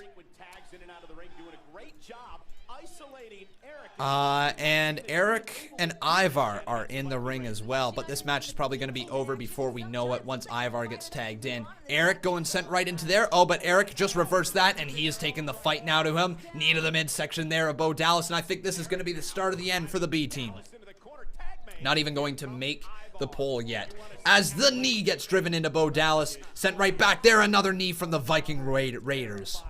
Oh, and Curtis Axel has just been taken out. The referee has lost control. This match passes him over. Dallas sent for a Viking experience. 1, 2, it's over.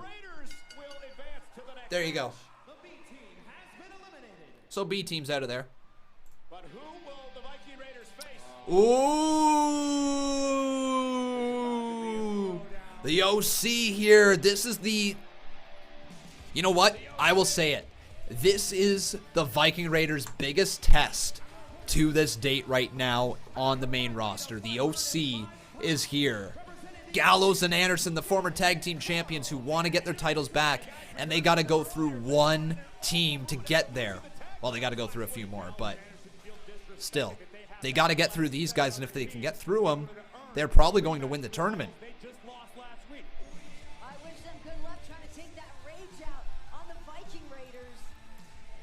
Oh, that's Kurt Angle. We don't want Kurt Angle. We want, what's his name? Carl Anderson. There we go. All right, guys. Oh, right hand right there to Gallows. Or then look at this. Look at the double team right there. Right hand misses from Ivar. Oh! Oh, man. Just sends him over. This match can't even get underway. One. Wait a second. Oh, big kick to the side of the head. Look at this. Gallows runs over him. Yeah, the referee really needs to get this under control here. It's not really working. Right hands across the back of the head. And look at Ivar. Is there going to be a... Oh, my God. Ivar's going to fly. Ivar! Ivar with a suicide dive. Are you kidding me? Back inside the ring, Ivar uppercut delivered to Eric. And look at Gallows and Anderson. Man, they're really holding their own here in this matchup. Right hands being delivered over and over again. Gallows this time, though, to the back of the head. And apparently I'm really far behind here. Some right hands. Is the referee going to disqualify them? He is! Wow! Double DQ!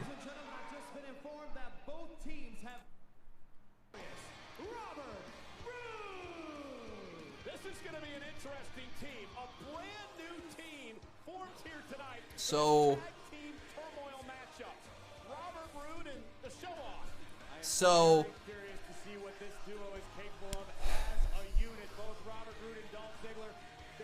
I just kind of jumped my stream up to where we should be. So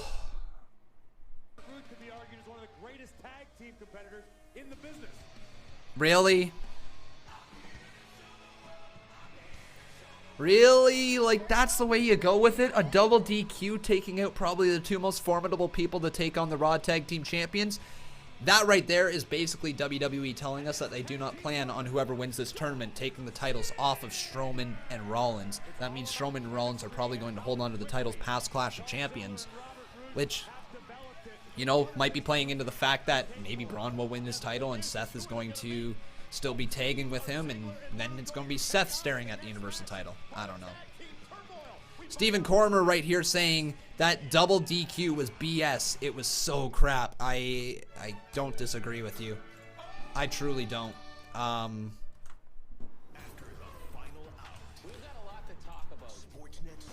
So Vince McMahon returned this week, right?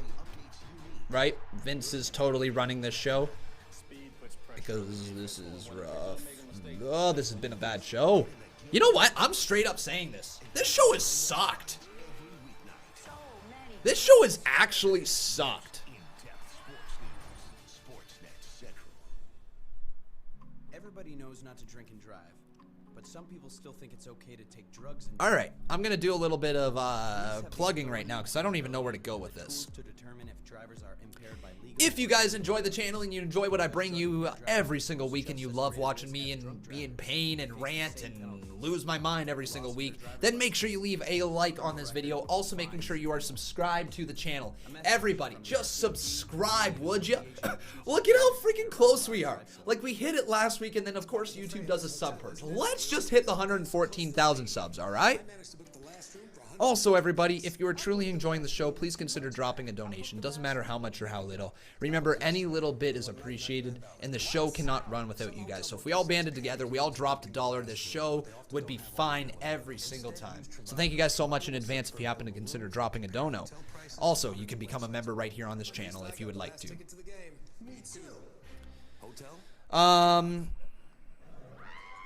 Hey, there we go.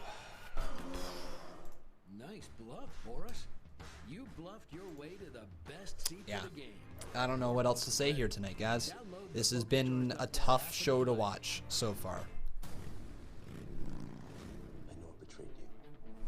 Like, if I had to look again back through things that I legitimately enjoyed start to finish, there is not a single segment that has been on here tonight that I have enjoyed start to finish. Or sorry, not enjoyed. I've enjoyed a couple segments start to finish for the most part.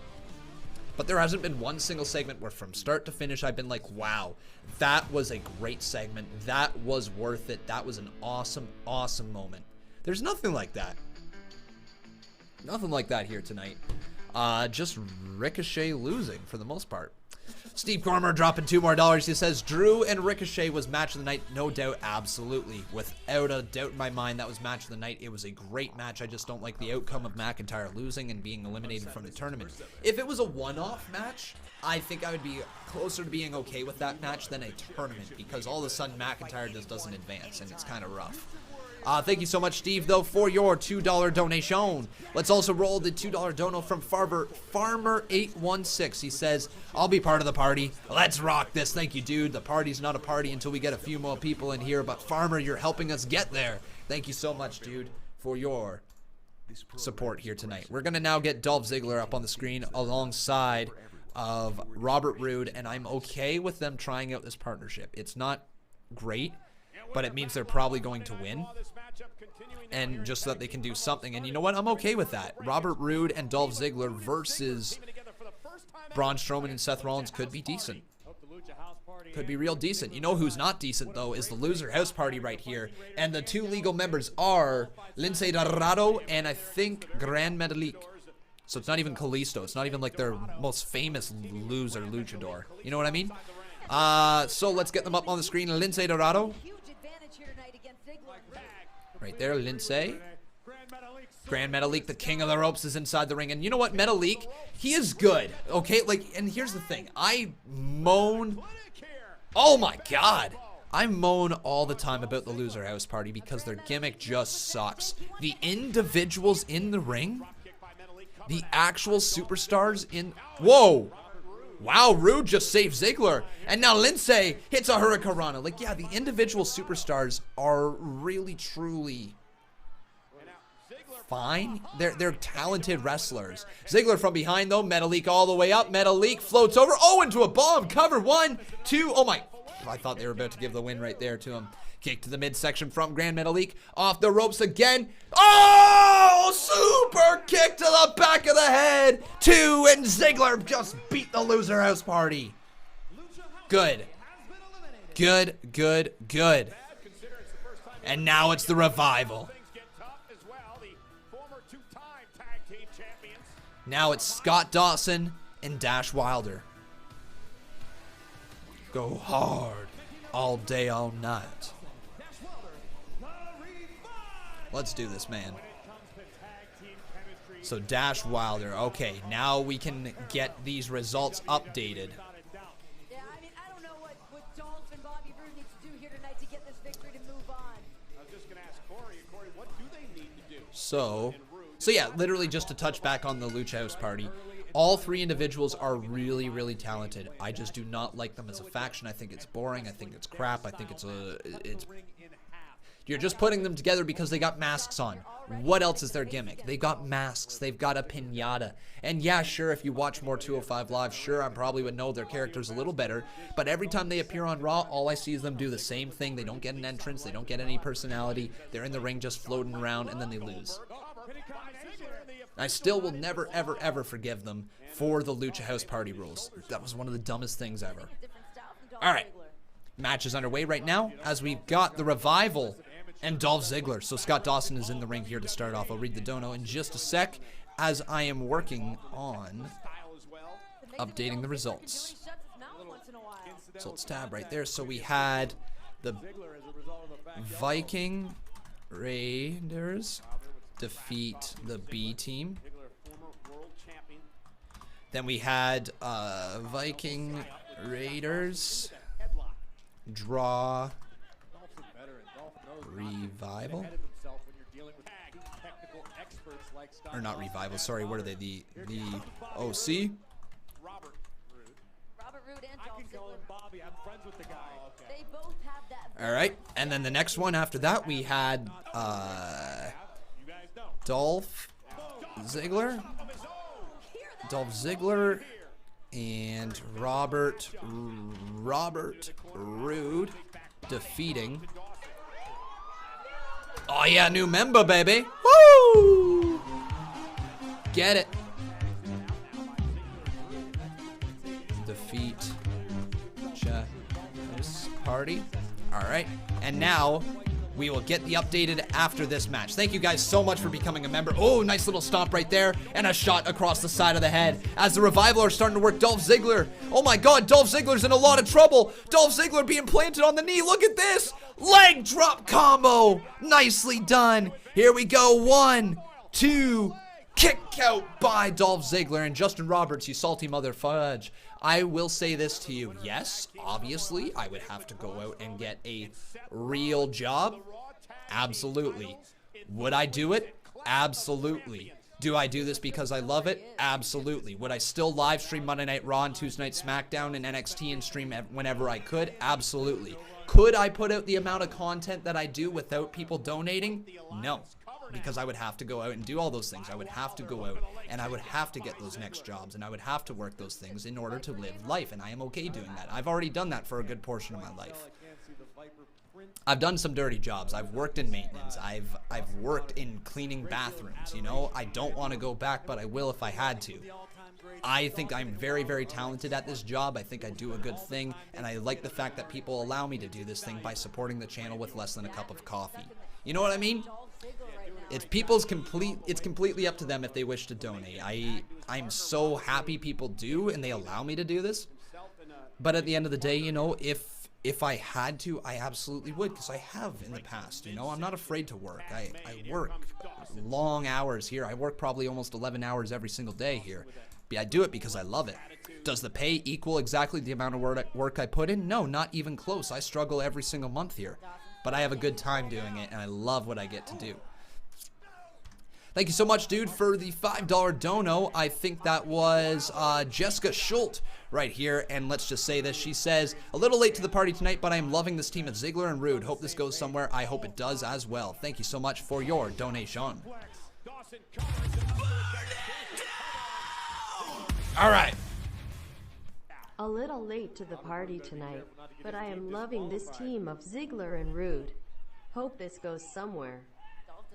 I do agree there, Jessica Schultz. I really do agree. But right now, this match is underway. A big elbow reversal there from Dolph Ziggler, who catches Scott Dawson in the head. Dolph Ziggler's now starting to fight out of this corner, and I think Dolph Ziggler and Robert Roode are playing the baby faces in this match as they went away from playing the heels against the Lucha House Party.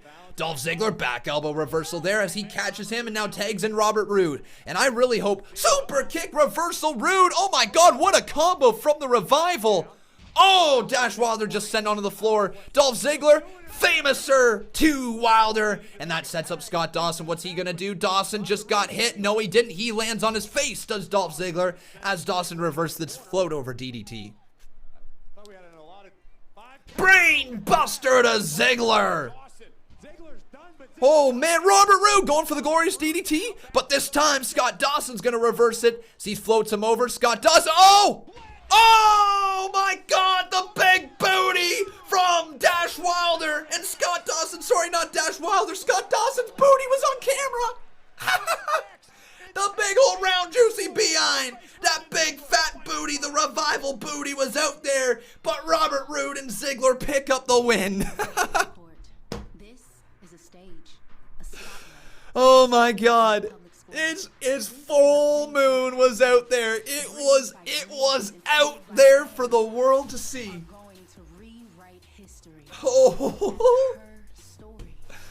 Oh my God. Wow. He got lifted up by the tights, and when you get lifted up by the tights, it turns into a really tight thong very, very quickly. Oh, Scott Dawson. His booty was shown. The big old booty. Stephen Gormer dropping $2 more. He says, do you think Braun catches the U.S. title? Imagine. Yo, we are supposed to get a U.S. title match tonight, aren't we? It is supposed to be AJ Styles versus Braun here later on tonight.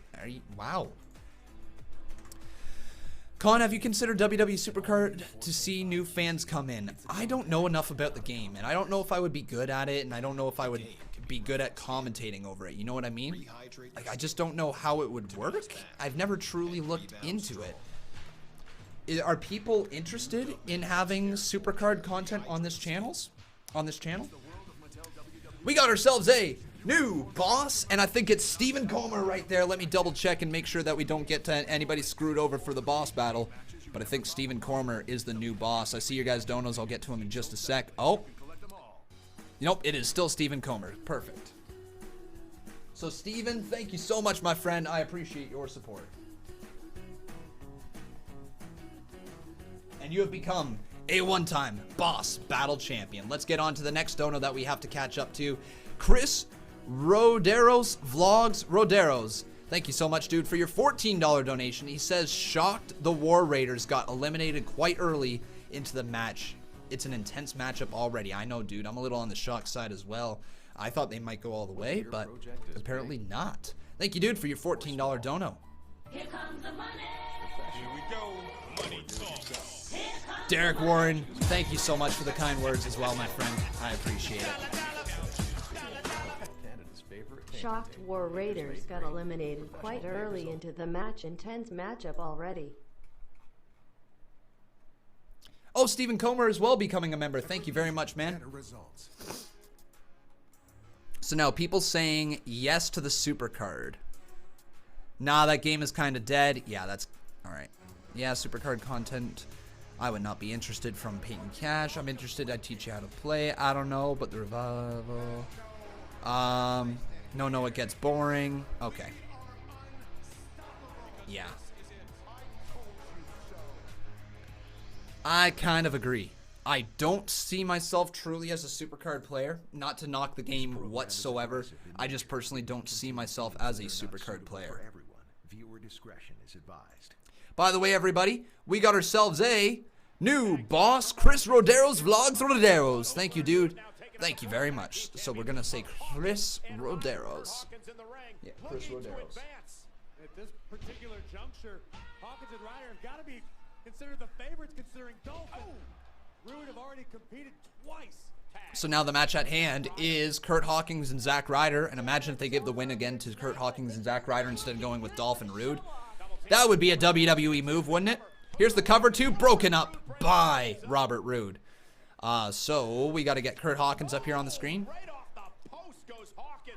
Kurt Hawkins put right there, and Zack Ryder as well, right next to him. Here's the cover two. It's over.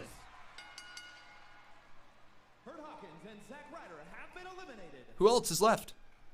Ziggler and Robert Roode are oh, Heavy Machinery. from heading to Clash of Champions. I've got to say, I'm nothing Is that who's short of left? shocked right now by the performance that Roode and Ziggler have put on as a team.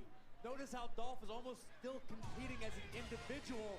Heavy Machinery, all right. Woo! We got ourselves another $30 dono from the one and only, the King, Cody Begg. Thank you, dude, my friend, for being in here tonight. And thank you for dropping what you've been doing. So King Cody Begg says, catching up on my championship. Hashtag boss life. Cody, buddy. Thank you, dude. Man, you're so amazing for this chant. You're just so amazing, Cody. Thank you, dude. Oh, man. 30 big ones from the Cody. Braun. And just like that, folks, Cody Begg has tied Desi for the boss battle lead. And now Tucker Knight and Otis Dojovic are going to be in this ring. But before we get to that one as well, we got to catch up on these donos. Hashtag boss life. Flex Rosen right in here dropping 5. Thank you as well, my friend. We'll get Heavy Machinery up on the screen as Dolph Ziggler and Bobby Roode are trying to walk away. I don't know why they would try to walk away from this match, but it looks like Tucker Knight's going to have none of it as he goes right out there, right on the offense, trying to get involved here tonight. Yeah, Con, you got to get better at not ignoring the OGs. Here's the cover. 2. Oh, kick out by Ziggler. Not ignoring the OGs. I don't purposely ignore anybody. Like, I don't know why people have it in their minds that I ignore people. I just legitimately... I don't mind Roode. You know, I don't know what else to say. There's a lot of people in here. Always is. I read a bunch of people's comments, you know, throughout the entirety of a 3-hour live stream. I don't know how people even remotely think I ignore people. 2. Oh my god, Heavy Machinery right there, though, almost picked up the win. So yeah, Flex Rosen, like you said, I don't mind Roode and Ziggler, but please don't give them a tag name. I like that. Yes, don't give them a tag name. Don't have them matching with their wrestling gear. Keep them natural. Yeah, I kind of agree. Yeah, I think just keep them as a natural team to go up against 2 single superstars, and you've got a pretty interesting matchup there. You've at least got a good story because it's 2 single superstars. Nobody would have the advantage. Robert Roode, though, and Dolph Ziggler are taking advantage of this one. Look at Tucker Knight being driven into everything. Robert Roode throws him back inside the ring. Here's Otis on the ringside. Oh, Otis doesn't come in to break that up as a kick out happens from Tucker Knight. So here we go. This matchup is underway. Yeah, truly this channel would not be anywhere without Cody. Cody, you've helped us get so much to this point. The computer, the microphone, the webcam, the upgraded stuff between Shell, you, and all the amazing donors over the years. You guys, I keep trying to put the money back into this channel as well, trying to upgrade equipment for you guys. The backdrop is one thing. I try to make this as best as possible as I can for you guys, and I use the money that you guys send here to this channel to live and then to put it into the channel. That's what I do, and I think it's been a good little process here. You guys have helped really grow this channel. Thank you guys so much. From merchandise to everything, it's not possible without having funds, right? So thank you guys so very much. But Dolph Ziggler continuing to maintain the side headlock on Tucker Knight, who is down on the ground right now. The implications are massive. Yeah, the first time that's ever happened in WWE. Randy Orton 254, how you doing, buddy? Welcome to Livestream. He says, I'm sorry I have to ask, am I the only one that remembers AOP? Like, I thought they were back. Where are they? Yeah. I don't know where AOP is at this very moment. Slam there, though. Tucker Knight hits hard on the back of the ring. Oh, Dolph Ziggler went for the drop kick. Tucker Knight caught him, and Dolph Ziggler goes face first into the top turnbuckle. And now Robert Roode is telling Dolph Ziggler to get your ass over there and make the tag. I really do hope Dolph Ziggler and Robert Roode win. You guys know my stance on Dolph Ziggler. I think he's amazing. One of my favorites as he makes the tag there to Robert Roode, and in comes Roode. Oh, Heavy Machinery starting to bowl him over right now. We've got, before this though, we had Dolph Ziggler and Robert Roode defeating Zack Ryder and Kurt. Into the ropes, Otis taken off as he lays down Robert Roode, and Robert Roode is in some trouble right now. And I think everybody, we're gonna see the pretty little caterpillar, or not the pretty little caterpillar, sorry. Oh my God. Oh, there you go. I was gonna say, it seems like we're about to get the pre-version of the butterfly. This is a running train from Otis Dojovic as he slams him into the corner. And I wonder if we're gonna get a double caterpillar now. It sure looks like it.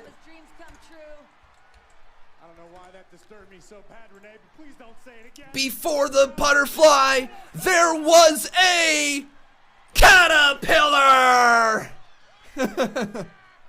Oh my God.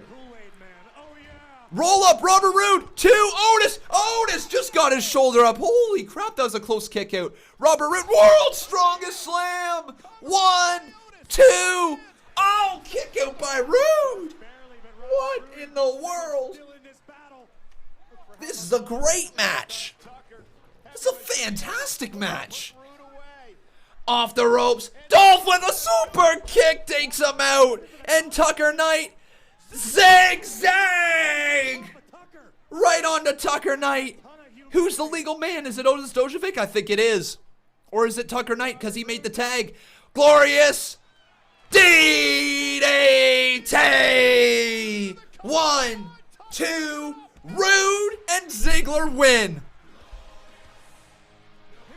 Roode, Ziggler versus Strowman and Rollins. Wow. Wow. That was glorious. I will defend, and I will do all of us. I won't give in, oh so glorious. Until the end, until the end. Yeah! I am down for this. Finally something good that I like here tonight.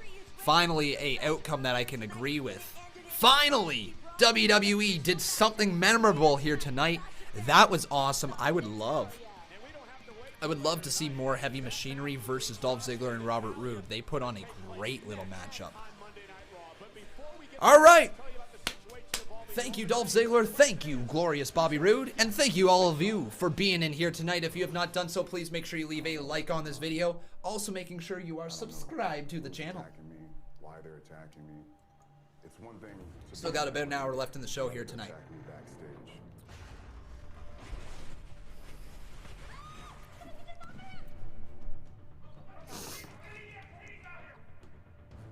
Another to try to hit me with a car. Marcus Faze, yeah. This has affected my life. It's affected my livelihood. Is there some issues going on over in the Twitch chat, guys? Or not Twitch chat, but in the Twitch live stream as it keeps freezing for me? I got questions. Yeah. Gold Glove fan, how you doing, my friend? Welcome to the live stream as well. Just taking a look at some more people over there. Riley Anthony saying that Twitch is freezing up. I don't know if it is. P Cash, how you doing, buddy, over there? Led Thomas, great to see you. Nope. Led says no. Cool. Steve Taylor asking, where's the WWE 24/7 title stuff? I don't know for sure. There's been a lot of activity on social media with the 24/7 championship, so we're probably going to get something showcasing that today, or we're going to get it showcasing tomorrow on SmackDown Live. One way or another, we will see some 24/7 stuff this week, because there was actually a crossover, mainstream crossover, where I believe a Fox commentator or something like that, analysis or something like that, Won the 24/7 championship before losing it right back to Elias, and then I don't really know what has happened since then. I haven't been really keeping up to date with the 24/7 championship stuff. We're getting the Roman Reigns storyline recap, though, which is what it is. And remember, everybody, if you are truly enjoying the show, please leave a like on this video. Also, making sure you are subscribed to the channel. I legit don't know what happened here for our search ranks. We're not really ranked high here today, for whatever reason.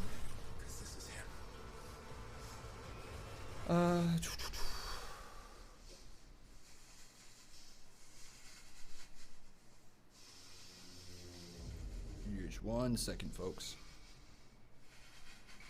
Wow. Is it just that people are not interested in wrestling right now? It might very well be. Last week, Daniel Bryan and Eric Rowan proved their innocence. Elias is still the champion? Okay, thanks, guys. Now they have demanded an apology from Roman Reigns. Will the so guys, don't believe that guy was the attacker. They are trolling us. We'll see on tomorrow night on SmackDown Live. I'm actually really interested to see how that goes down. I want to see how that match all takes off and how they set it up. You know, like, I just really would like to know who the attacker is. Also, I know a lot of people were asking me, was Eric Rowan's attacker a wrestler? Who was he? Is he a guy that WWE plans to call up? Is he just a placeholder? Like, or was he just there to be a lookalike? I don't know. Would I be surprised if the guy who was in a backstage skit for wrestling knows how to wrestle? No, I wouldn't be surprised. I think a lot of WWE's extras know how to wrestle. Do I think they plan on actually having him wrestle in the ring? Maybe. You know, like, I could see Roman Reigns going one-on-one with that fake Rowan. I could see them doing that on SmackDown Live tomorrow night. I could see them rolling with that. I could see Roman Reigns beating him in like 2 seconds. I know that's impossible, but still. No backstory on why Roode or Dolph are a tag team, just randomly throwing dudes together and calling them a tag team. Well, I understand WWE's logic with that, okay? You've got a tag team turmoil match, and you've got 2 guys who really don't have anything going on right now, so they form a tag team. And they kind of did allude to the fact that Dolph Ziggler and Robert Roode are a tag team now. You know, the Street Profits mentioned it, saying, these guys are a tag team. Okay, it's not great. It's probably on the lazier side of how to book a tag team. But what I will say is that the follow-up for their booking was strong. They won that tag team turmoil match against some pretty elite competition. Actually not elite, but some pretty good competition at the very least. So I understand. That's their proving to the WWE that these guys can operate as a tag team and be successful as a tag team. That's them kind of showcasing that because they got multiple wins over the rest of the tag team division. Is it lazy? Probably. But is it terrible? No. It's not. It's an easy way to bring together a tag team. You give them opportunities against the tag team titles. And it the match kind of writes itself. 2 single stars versus 2 single stars for the tag team championships. So there's not really an advantage on either side. Yeah, it's not the best, it's not the worst. I will say that much. Get 10 nuggets for just $2.99, only at Burger King. Hey, good to see you again, my friends in Canada. The Raw tag title match at Clash of Champions will be consisted of 2 tag teams made of singles competitors. Why? WWE does not have faith in their tag team division. Well, yeah, you're right. They don't. WWE doesn't have faith in their tag team division. They haven't for a while now. Unless it's the New Day and the Usos. They don't have faith in any other tag teams because, let's be honest, no other tag teams have gotten over to the point where crowds are chanting "This is awesome" in like 90% of their matches. The showcase of the Immortals WrestleMania, plus Clash of Champions, which comes to you live Sunday, September 15th on WWE Network. Yeah, like no other tag teams have truly gotten over to the point where they're like, okay, we are going to let you run with the tag titles for so long. The Revival failed to get over entirely, even though they're one of the best freaking tag teams in the world. They're amazing. But yeah, they kind of let them slip by the wayside. Had too many losses, didn't get over. Too little, too late. They lost to Lucha House Party a bunch. You know what I mean? Like, there's a bunch of reasons why the tag team division has not been good. And if you want to look back to the past 3 years of tag team wrestling, you will see exactly why the tag team division outside of the Usos and the New Day has not been stellar at all. It's been weak. They've not capitalized at the right moments. They've buried teams in order to give other people chances when really those chances aren't needed. Yeah, that's kind of my thoughts right there. But now it's time for the bitter blue bitch, Sasha Banks. Same here, Marcus Ryan. I love the classic style of the Revival. And when you put them in there against superstars who can go balls to the wall and are willing to sell for the Revival, you know, that's where you get your best teams.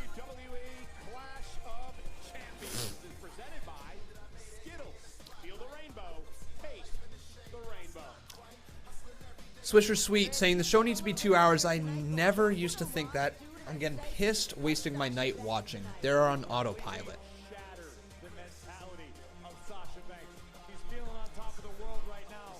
Do I agree with that statement? Do I agree that... No, actually, because no, I don't agree with that statement, because here's the thing. The main storylines keep missing. I don't think the 2 hours or the 3 hours or 2 hours or 1 hour shows have anything to do with it. If your stories just aren't connecting with the crowd and your characters aren't connecting with the crowd and the direction you're heading in doesn't seem to excite a lot of people, you know, if people aren't saying, oh my god, I can't wait for this match, like, if you're only saying that about 1 or 2 matches on the card, then you're not building a good enough story, no matter what, and no more or less TV time will fix that. You need to figure out exactly what is making your stories rough. What is not resonating with the fans? Is it the way the characters are booked? Is it the constant touring schedule? Is it the live events that make WWE just so overexposed that people just are like, hey, well, you know, we don't really care. We've seen this match. Is it the fact that these people face each other on Raw and or SmackDown sometimes twice a week? Is it the fact that we get rematches from pay-per-views? Yes to all of the above. There is more than just an extra hour of TV that is causing the product to be rough. And while the past few weeks of TV have been very, very, very entertaining, they're definitely not a perfect show. And I think that is the problem for a lot of people, is that the main storylines are just not resonating. Oh, Natalya trying to go straight after Sasha Banks, but that's not going to happen here right now. So let's get this match underway. Natalya one-on-one with Sasha. And see, I like this. This is the good stuff. When you have two people who do not like each other,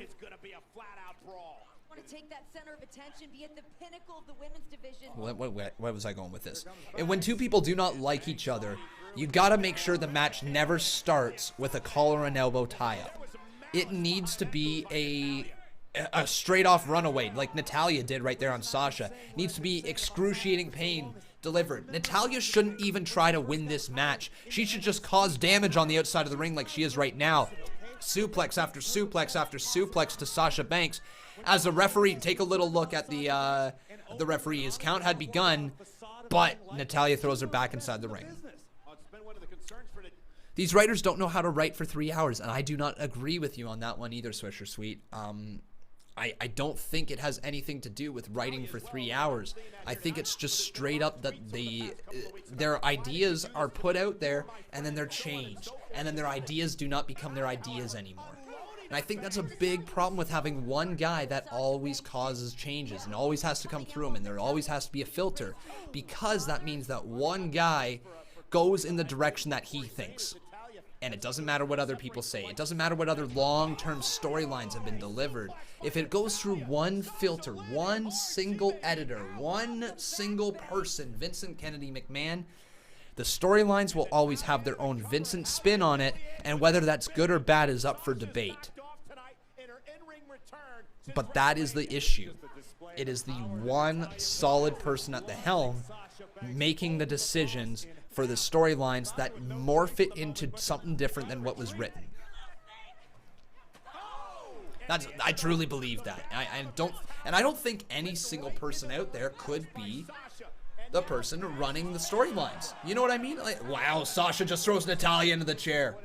I don't legitimately think that any one person could be there for the storylines and be the okay, no, okay, and actually consistently make good storylines and be able to follow the stories, because you would have so many pitches and then all of a sudden you're like, well, I just forgot what happened 2 weeks ago. That's why this match is happening here. As opposed to long, drawn-out, actual written processes with extended results, you know, where people, they book a good story. You really can't just have one person being the filter. You need a whole writing team. And to write together and get ideas approved together and to work off of other people's ideas. It's how every TV show is written. It's how everything is happening. And sure, I guess at the end of the day, there is a buck stops here type of mentality with everything. But I don't think to the point that WWE has it. That's just my thoughts right there, though. Oh, Natalya, though, her arm is being hurt right now by the bitter blue bitch, Sasha Banks. Oh, my God, and she's showing this aggressive side. Kicking the arm of Natalya, the already injured arm, as she had it hung around the ropes. And Sasha Banks misses the double knees in the corner there. Natalya rolls her up into the cover. 2 kick out by Sasha Banks. Double leg takedown. Natalya gonna step on through. She's got the sharpshooter locked in. The shoot-shotter. But now Sasha hits the bank statement, flips her over, locks it in. And I think that's going to be all she wrote for Natalya. The Queen of Hearts locked in the bitter blue bitches Sasha Banks bank statement. And now, trying to reach for the bottom ropes. Can Natalya get there? She's trying so desperately, but her arm that's already hurt, she can't extend it. She can't extend the injured arm. She's going to try with the right arm, but Sasha Banks pulls it back. And now using the, oh my God, Natalya's got no choice. Using the injured arm, choking out Natalya, locked in the bank statement as Natalya's got no choice but to tap out.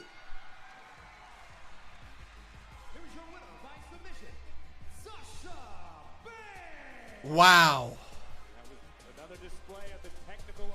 Sasha wins.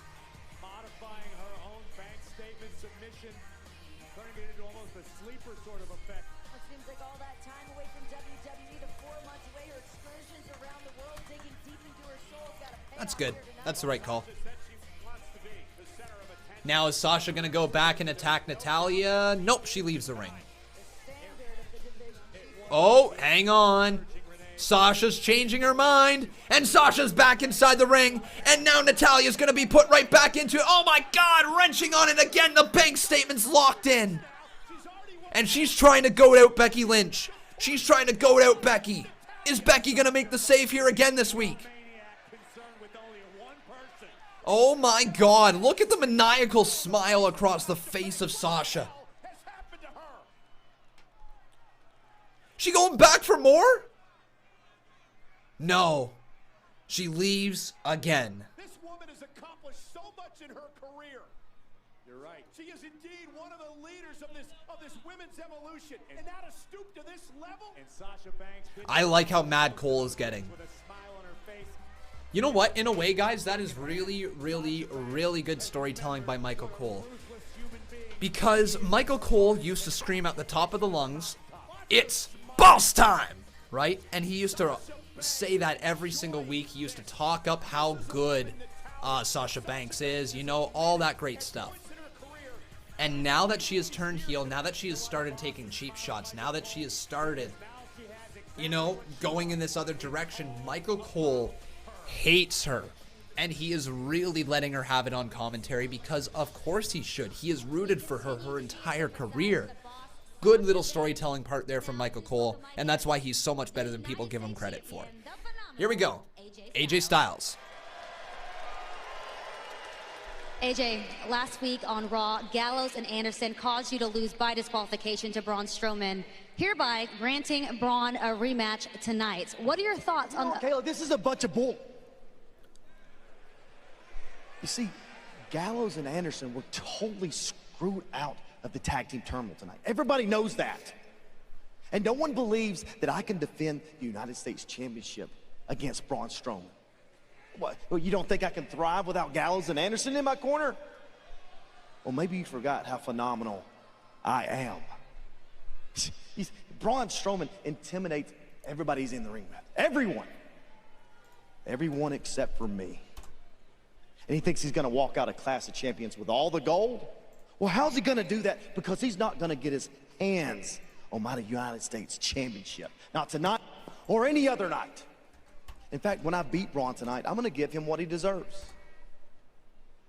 Nothing. All right.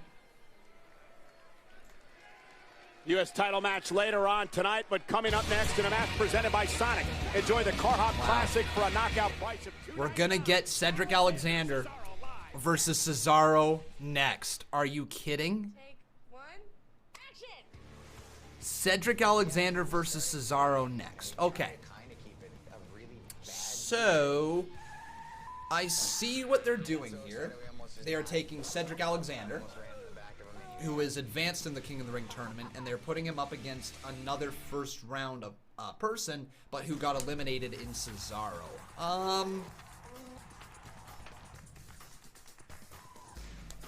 As long as the win goes to Cedric Alexander, I don't think I'm going to be too upset. Again, you got to ask yourself, why is this the match that is happening? I guess it's because Cesaro's got name recognition and they want to build up Cedric Alexander to have a legitimate chance against against Baron Corbin, right? I guess I kind of get it. They put him up against a bigger superstar, see what he can do in the ring. Yeah, okay, all right. It's not ideal, but it's also not the worst thing in the world, right? The game can be rough. All right, time for Conman to plug some stuff. If you have not done so, please make sure you leave a like on this video. Also, making sure you are subscribed to the channel. That would be great to see your name pop up over there on the top left-hand corner. Also, everybody, if you are enjoying the channel, you can always consider dropping a little donation. But why don't we get these videos shared around here today? Why don't you guys all tell your friends? Share it on Twitter. That is one of the biggest things you can also do to help grow this channel, is share these videos around. Twitter. Just share it around. Tell all your friends. Tell your 100, 200 followers, whatever you have, to come watch a Conman live stream. It is a great time. We have lots of fun here today. And every single day, you know, not just today. But yeah. Con, you should watch GTS Wrestling. I'll be 100% honest. I do not have the time. Most of my day is spent preparing for streams, whether it be for the Conman Universe, which, by the way, takes a massive amount of time to prepare. It's taking about 4 hours to prepare for every single show, and I'm still not on time to start it. I don't know what it is that I got to do more for that show to help cut down the prepare time, but it is truly taking off. Speaking of which, guys, if you have not watched the Conman Universe, we are live at 3:30 p.m. Eastern Standard Time every Monday and every Wednesday, and I kindly ask you guys to make sure you give it a chance next time you see it pop up in your subscription feed. It is a very, very fun series, community-based. It is WWE 2K19, and we're also going to continue it over into WWE 2K20. Again, all of the characters in it, minus a few actual WWE superstars, are created characters from the live stream chat. And you guys can be a part of the Conman Universe if you'd like to become a $5 member or more. Now, the $5 members, essentially what they do is we have a draw once a month, and then that once a month character gets put into the series. If your name gets drawn, you're in, and you're in for life. If you would like to skip the draw, though, you can always become a part of Legends RAW and skip the draw, like I said, to get a character in the Conman Universe. That's kind of my plug right there, but please, guys, make sure you watch the Conman Universe every Monday, every Wednesday, for some of the best live commentary and live action you will see on YouTube. Time for a match. Let's get Cedric Alexander up on the screen as he takes on the big bad Swiss Superman, the Bar, Cesaro.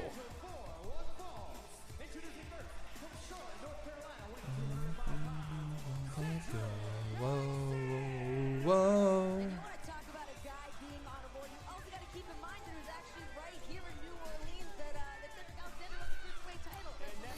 So let's get Cedric Alexander up there. And next week, it'll be Baron Corbin versus Cedric Alexander in the quarterfinals. Wow. Already quarterfinals.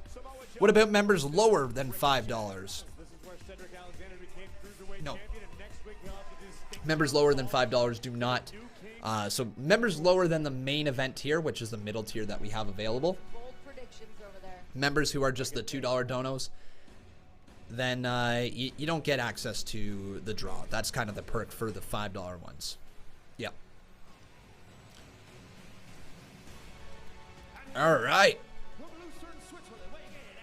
Switcher Sweet once again say Cesaro has nothing to gain by booking him here unless he wins, but then that hurts Cedric. And yeah, I feel ya. Like, I get it, though. I understand why they are putting, because the story isn't about Cesaro right now. It hasn't been, right? He's put on some good showings. He put on the good showing against Samoa Joe. But he lost, right? He's out of the King of the Ring tournament. He's essentially not in line for any big push, but I think his name value is at the point where WWE is never going to stop giving him matches. Anytime that WWE wants a really good match, anytime that WWE wants him to go in their ring with absolutely anybody and kill it, Cesaro's your man. And it's not a terrible thing to have, right? It's not a terrible thing to be the stepping stone for a lot of superstars in WWE, because what it means is that it means you are getting in the ring and you get a chance to showcase your skills every single week. It isn't great for Cesaro because he will probably end up losing this match to Cedric, but I mean, it is at least something. All right, let's get this up right now. Who will win?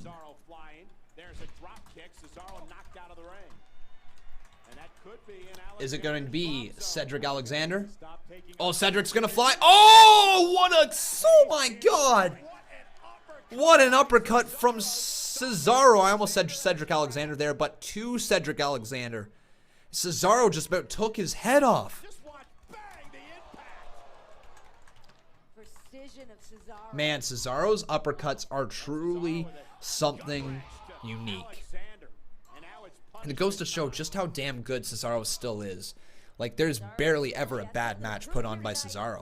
Is he the most physical superstar Cesaro in WWE today? Gotta be. I mean, pound for pound, that's what everybody in the back says. Samoa Joe, of course, thought differently last. What do I think about this Raw? I think it's been a very rough show overall. I do not believe that everything has been a home run. There's been some good segments, don't get me wrong. But it's been a little on the weaker side. Let's get this, like I said, the poll up here on the screen. Oh, what a slam right there as Cedric Alexander puts Cesaro into the mat. Yeah, just overall, guys, this has been just an okay show. Cedric's going to go flying again. Cedric Alexander leaps through the air and takes down Cesaro. I kind of want to look here. What other matches have happened? Bayley, Nikki Cross. Right? No other matches that I'm missing? Yeah. Big clothesline there from Cedric Alexander. Knocks him onto his feet. Or off his feet, I should say. Cesaro into the cover. Kicked out by Cesaro.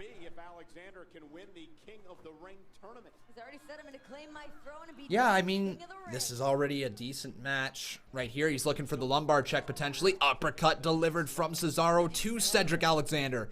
But that's just going to anger Alexander as he does a double crossbody, sends Cesaro over the top rope and down to the floor below.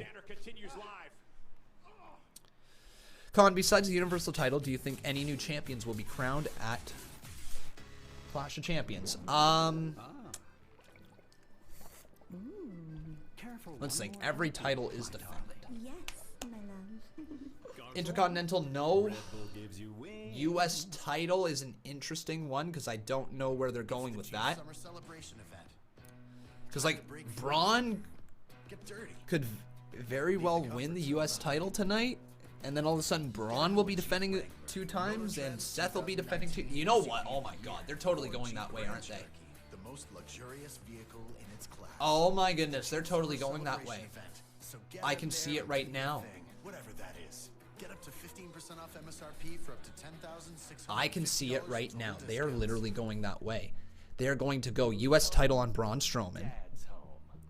They're going to go Universal title on Seth Rollins. And they're going to they're keeping the tag titles on them. And do they want to make Braun Strowman a triple champion? Oh my God, they do. Consider it served. Little Caesar's ultimate supreme box set. What? Oh my God. What if... I'm just thinking about all the possible outcomes. What if all of a sudden the match becomes Universal title versus U.S. title? Are they going to try to make somebody a triple champion? This is... I don't know where they're going with this. No idea. What do you guys think? Where do you think they're going with this? Donald Mason saying, why all the hate for Vince? If it was not for Vince, we would not be watching wrestling today. I can't say that for sure, but I will give Vince McMahon all of the credit in the world that he took the business and he expanded it into a nationwide business, into a multinational business, into an international one, right? That's the word I'm looking for. He absolutely did do all of that. And he definitely did create some amazing characters over the years. But one thing you always got to remember is that what people have done in their past does not always mean they're going to do the same thing in the future. Just because somebody was once good in the past does not mean they're good in the future. Just because somebody's ideas were good 20 years ago does not mean they're good to this day.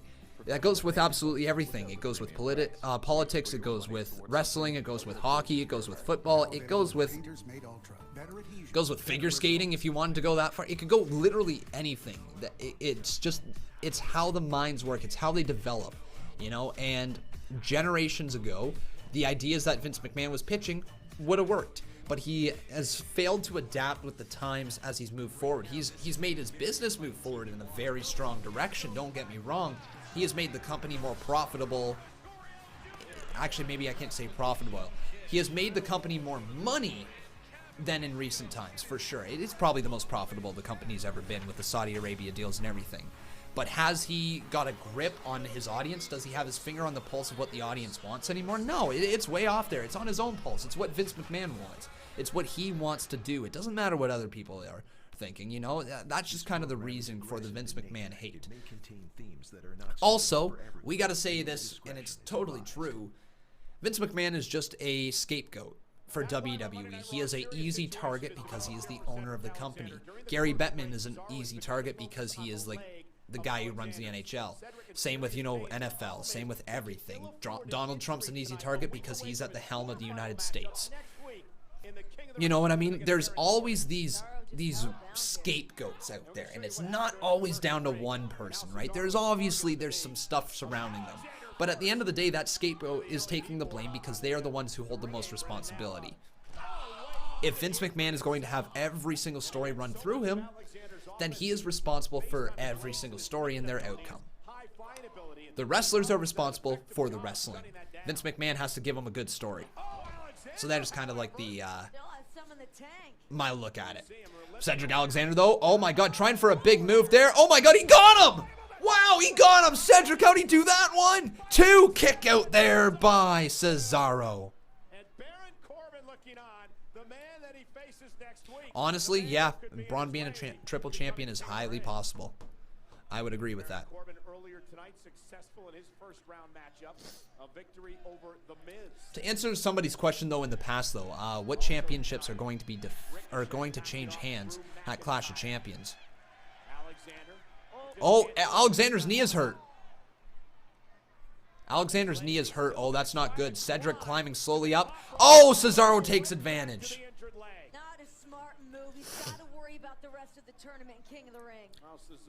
And this is not good for Cedric as Cesaro's trying to deadlift him here. Cedric Alexander. Oh my God, a deadlift suplex by the King of Swing, the Swiss Superman himself. Back into the cover. Cesaro hooks the leg to Cedric. Oh my God, just got... Oh, what a transition from Cesaro into a half Boston Crab on the injured leg as he seats right into it, and Cedric Alexander's in deep, deep trouble. Wow. Oh man, oh man. Cedric finally gets to the bottom rope. He doesn't tap out there to Cesaro. Thank goodness. Again, trying to tell what I think is going to happen at Clash of Champions. I think Shinsuke will retain. Women's tag titles will probably be retained. Tag titles, they might change it. Oh! Spanish fly in the center of the ring, too. Cedric couldn't quite beat Cesaro. I legit don't know what championships might change hands. Bayley's. Bayley's is going to change hands, isn't it? Yeah, Charlotte's going to get that title back. Yeah, I think Charlotte gets that title back. Yeah. Becky Lynch. You know what, guys? I would not be surprised if Becky Lynch loses her title there. The way they want to try to push Sasha Banks, it feels like they might get her the win. Cedric. Oh, couldn't quite get him up for the lumbar check. 1, 2, Cesaro. Again, turns him right over, this time into almost a Walls of Jericho type of single leg Boston Crab. Oh, now he's got it cinched in. The single leg Boston Crab on the left leg of Cedric Alexander. Rachel Mitchell asking me, do I think that Seth is getting over pushed? No, I don't think so. Nah, I don't think he's getting over pushed. Wait, what is Cedric going for? Cedric Alexander, what are you going for? All the way up. Oh, he rolls him through into the cover. 1, 2. Cesaro kicks out right there. Oh, back elbow to Cesaro. Can Alexander hit it? Handspring. Here he goes on one leg, but Cesaro caught him. Ankle lock locked in. Cesaro could get the win right now. Cedric Alexander hanging on for dear life, but he rolls him through the bottom rope, and Cedric Alexander sends Cesaro to the outside. Cesaro back in. Oh my God! Lumbar check delivered. Cover 2. Cedric beats Cesaro.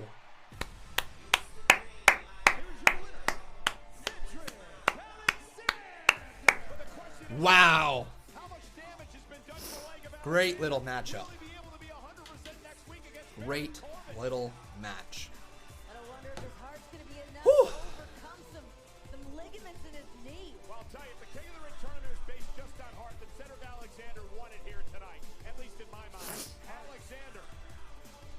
Yeah, that's the right call there, my friend. Cedric Alexander picks up that one. All right.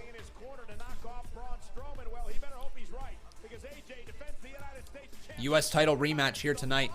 Strowman, Styles later on tonight.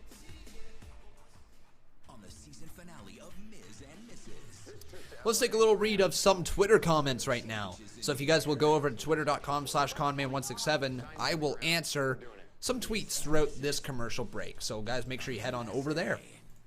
Let's start with Yusuf Dabis. He says, you think the OC will get the revenge on Seth and Braun on their match for the Universal Championship? All depends if Braun Strowman wins the United States title. If he does, yeah, I think something's going to happen with the OC in that match, because it feels like it probably will. Or at least getting rid of the tag team championships, costing them the tag titles, something like that. I can totally see that going on down. I really don't know, though, for sure, right, my friend? We got a $5 dono in here from Asim Khan. He says, have Bayley lose the championship to Charlotte and turn her heel by having her help Sasha beat Becky. That would be interesting. I might be down for that. I think I could see us see that going on. I've wanted to see a heel Bayley for a while. I think Bayley, here's the thing, though. Having her stay aligned with Sasha Banks is probably not the best way to go. I think you kind of keep those two separate for just a little bit longer before getting them back together. And the only reason I say that is because fans are going to want it right now. They want to see something happen between Bayley and Sasha Banks right now. Have Bayley lose the championship to Charlotte and turn her heel by having her help Sasha beat Becky. Yeah. So yeah, it very well could happen. You know, I thought Bayley being a heel would be very interesting, saying just Bayley. You guys thought I was just Bayley? Like, I think she's got a lot that she could go off of, and I think there's a lot of reasons she could turn on the fans. Do I think that her aligning to help out Becky Lynch is the best way to, or aligning with Sasha Banks to help her beat Becky Lynch is the best direction for Bayley? Probably not. But it would be really cool if, say, after the Clash of Champions pay-per-view, if Bayley and Sasha Banks were the women's champions, then they have kind of like that little stare down, you know, and there's like some stuff there. And then maybe Bayley's got some words for Sasha, and then maybe, just thinking out loud here, maybe that's one way you realign the titles. I think that's a long shot. I don't think WWE plans to have one set of championships, but I think they should. I think the way that WWE should have it is they should have, this would also bring back prestige to the mid-card championships, by the way. You should have your main championship, which is your Universal or WWE Championship, okay, from the men's side. Have your one main championship there. Have your one main women's championship. The SmackDown and the Raw combined, just like the Universal and WWE title, combine them, okay? You have one on each side. You got the one women's, you got the one men's. Perfect, all right.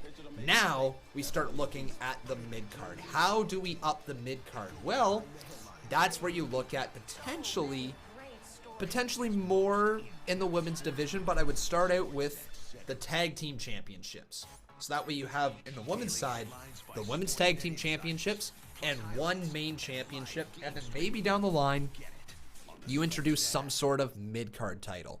I don't know what you could call it, but some sort of mid-card title. But start out with just the one main championship for the women's side and the tag team championships. That way, all of a sudden, the focus turns on to the tag team division, and you can have stories develop through there, and people will actually care about them because some good names will be in there. How about this for the men's side, though? This is where I truly think that stuff could really work out. On the men's side, you have your main championship, your WWE championship. Then you have your just one singular mid-card championship, Intercontinental title. Probably not United States Championship. I would say you would combine those. Or maybe you have something entirely new. Who knows? All right? So, then you go there. You have your secondary championship, the Intercontinental Championship, let's say. Then your third championship, you have the 24/7 championship, right? That type of jobber championship, the stuff that gets people on TV, allows them to get over, give them segments, show their personality, and maybe it will catch on, right? That's the way that I would go. Oh, R-Truth rolled him up from behind. 1, 2, R-Truth was a new 24/7 champion. R-Truth won it back. Oh my God. All right. And then you, of course, have your tag team championships, but you just have the one set of the men's tag team championships. And then all of a sudden, you have a bunch of people trying to fight for these championships. You have storylines. You can give us fresh moments. You can have people go away from TV for a little bit and come back stronger. You know, like, it's not going to be like a big ordeal, you know, because you're always going to just have exciting storylines. It's what NXT does, if you truly think about it. It's what makes NXT so great, is because there's so little championships, it makes every championship matter. And WWE just has a lot of champions. Oh, and there's the Fox guy. He pinned R-Truth. 2, 3. I think R-Truth's shoulder was up. So Rob Stone, the Fox Sports host, became the new 24/7 champion, but not before Elias from behind. Elias would proceed to roll him up into the cover. 2, 3, and that guy took a fall. So then Elias stole the championship.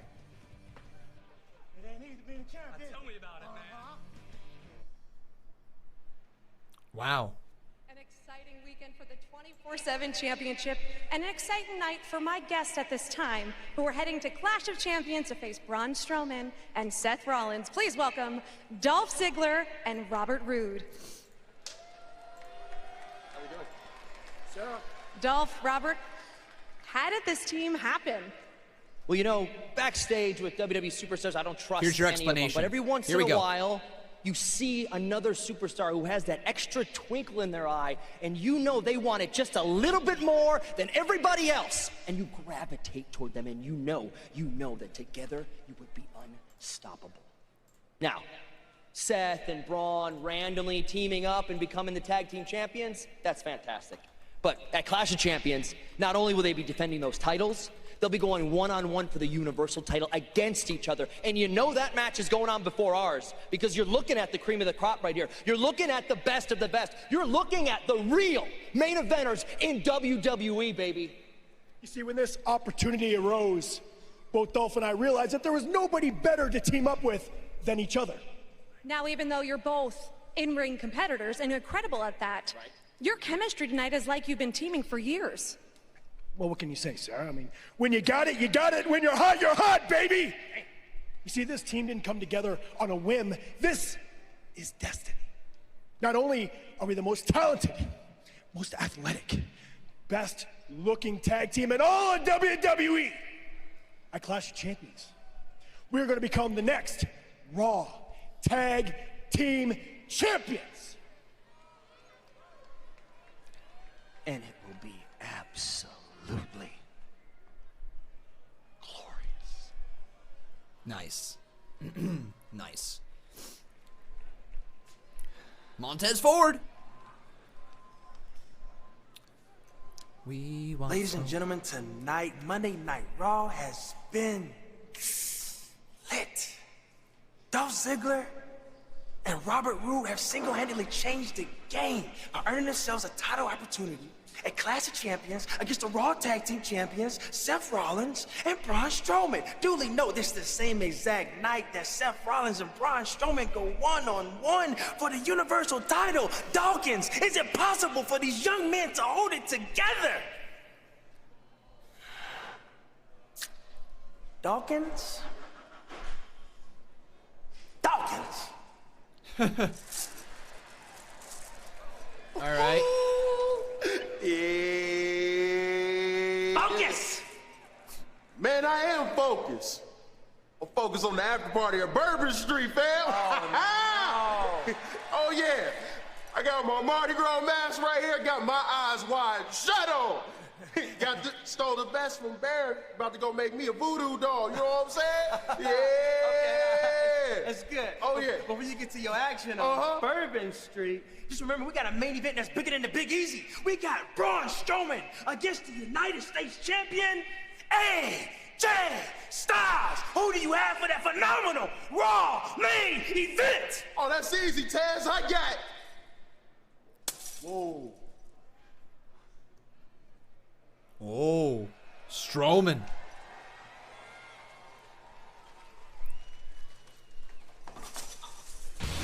Strowman versus Styles for the United States Championship Live. So I wonder when WWE plans on having Angelo Dawkins and Montez Ford actually debut within the WWE and actually have a match on the main roster. It would be cool if it happened sooner rather than later. But, you know, at the same time, I will say they are absolutely killing their backstage roles. It's great. You know, I don't mind having these guys backstage that are essentially recapping the night. Because, for me personally, I think that WWE recaps a little too much. But I understand the purpose of recapping, right? I understand the purpose of constantly mentioning stuff that has happened on earlier in the night for people who are tuning in at the start of the hours or the start before the main events or whatever have you, right? Totally understand that. So WWE, instead of just always posting replay stuff, you know, they post replays for their biggest moments of the night, no doubt about that throughout the show, but instead of always replaying every single thing that has happened, all they're doing now is they're telling the Street Profits to go out there, cut the promo, recap the night, get you hyped up for the next match, and get yourself over. It's actually very, very smart that WWE has put them in that position. Hurry, it ends soon.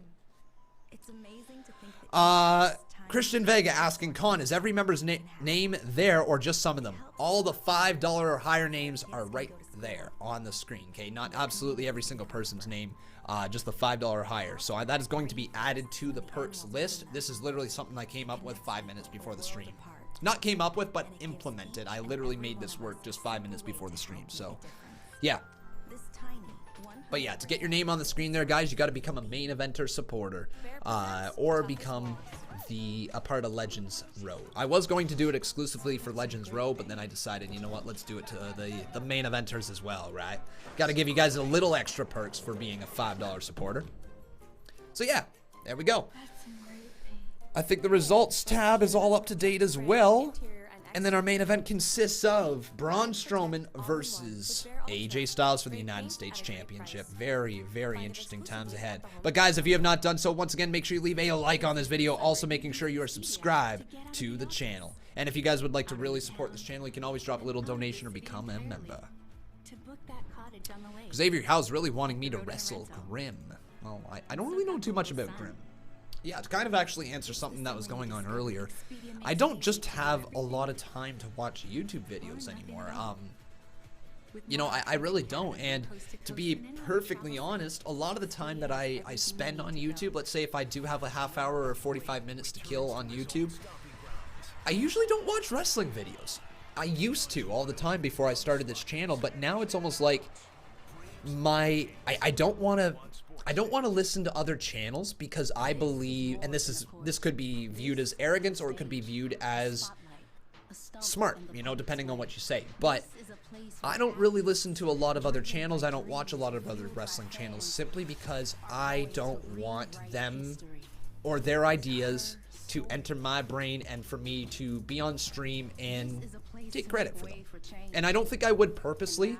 But I guarantee, you know, if I start hearing a good idea on Cultaholic, let's say, and I come here onto the live streams, I'm like, that's a really good idea. Yeah, I think this is going to happen here tonight. All of a sudden, my entire credibility, in a way, is like thrown out the window because you guys are going to be like, oh, well, he's just copying Cultaholic. He's just copying what culture? He's just copying Grimm, whatever, right? And I never want to be viewed as a copy channel. I think I'm very unique in the sense that I'm a live channel. I'm very unique in the sense of my style of commentating, and my thoughts on wrestling are very unique. So that's kind of the reason why I don't really watch a ton of other wrestling YouTube channels. I do see the occasional videos that pop up, but I just don't really all that anymore. I produce my own content, right?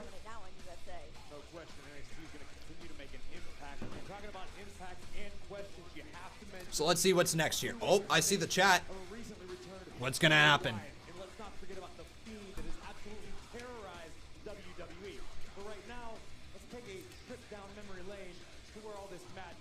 All right, so we're going with the Fiend here.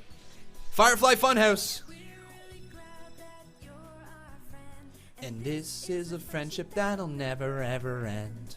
Hello, and welcome to the Firefly Funhouse. This is my special place. Oh, we're taking a trip down memory lane. Yowie, wowie. So it's not an actual Firefly Funhouse right now, guys. We're just recapping everything that has happened up to this point.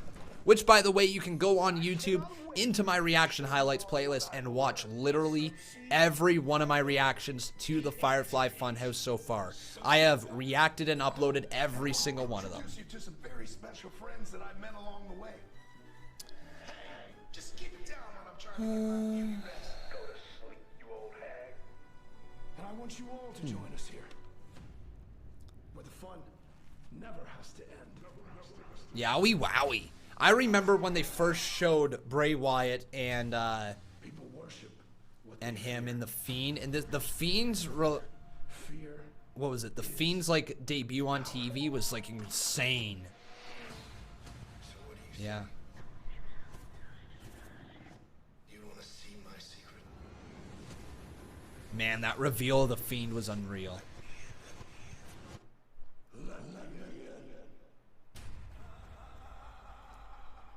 So cool. Still to this day, the Fiend, just watching those segments are amazing.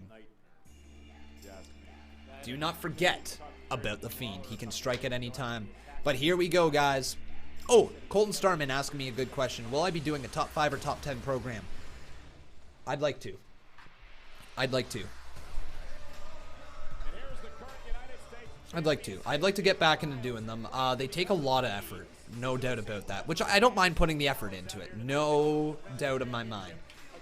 The only thing is that the amount of effort that I put into those videos sometimes do not equalate the result that I want. And as a content creator, I get very critical of my own work, which is good. You know, I'm very critical of my own work. And when a video doesn't do well, I try to find out reasons why it doesn't do well. And so I get overly critical with it, and a lot goes into it, and sometimes I don't end up uploading the videos I record and things like that. So We'll see. I would like to do it. I've done them in the past. I think I'm decent at them. I would like to maybe try a different style of video. Like, you know how I did the King of the Ring brackets tournament? I would like to do maybe more of a commentary style of video like that.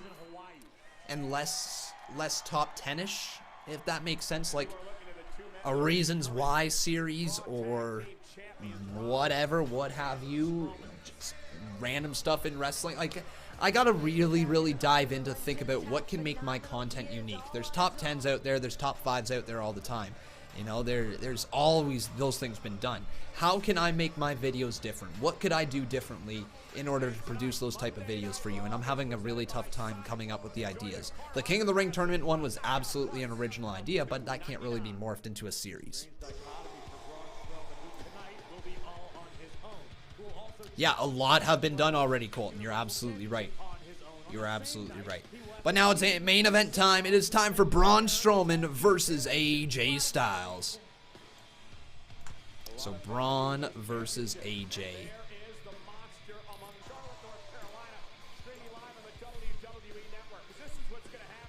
First, Strowman and Rollins, for teammates and the tag team champs, are going to defend those titles against the team that won the tag team turmoil tonight. Okay. Ziggler and Roode.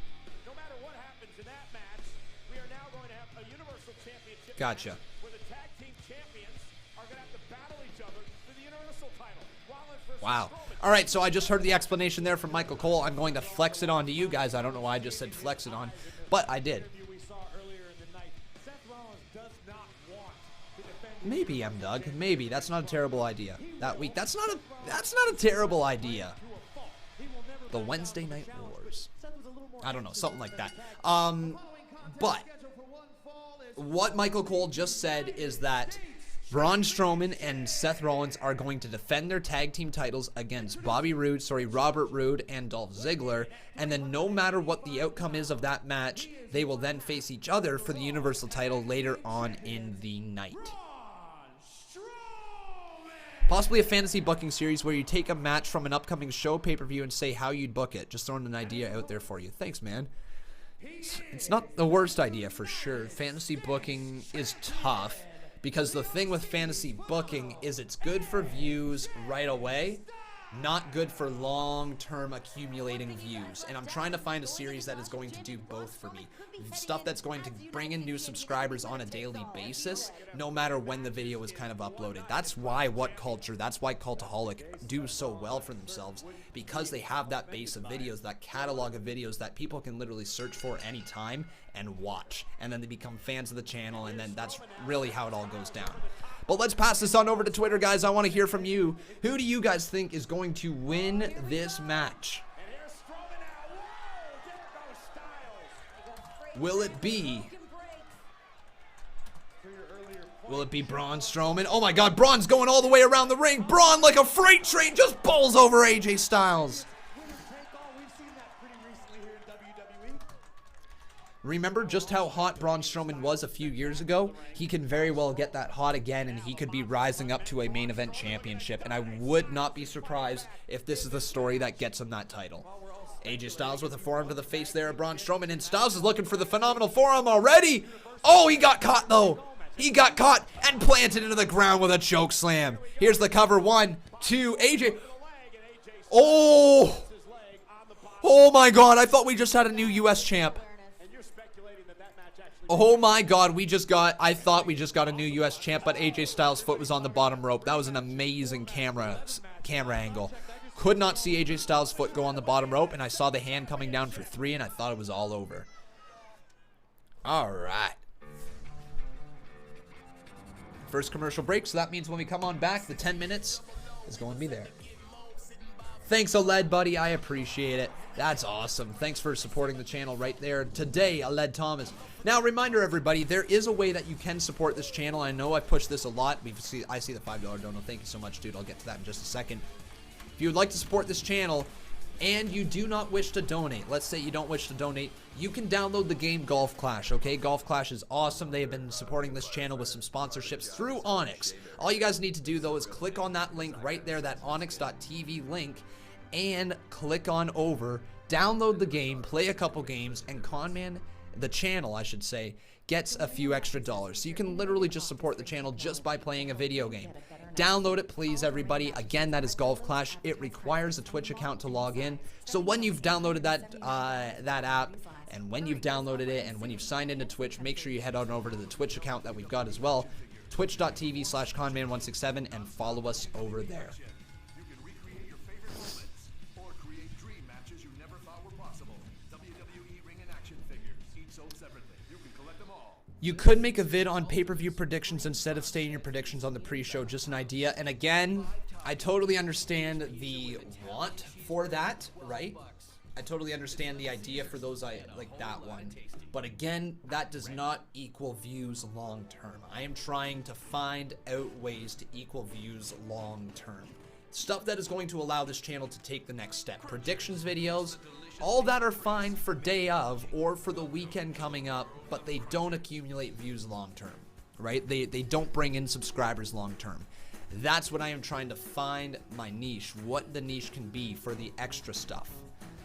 So yeah, it's a tough process because there's a lot of people out there who do a lot of that stuff already, do a lot of top 10s, do a lot of top 5s, do a lot of this, do a lot of that, right? Let's start with the $5 dono right here from Monsters Inc.'s WWE pay-per-view simulation. He says, Braun. And I agree with you.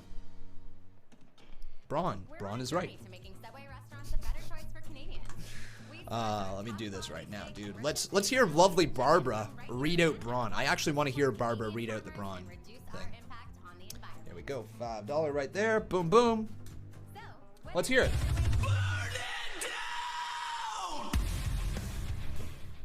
B-R-A-U-U-U-N-N-N.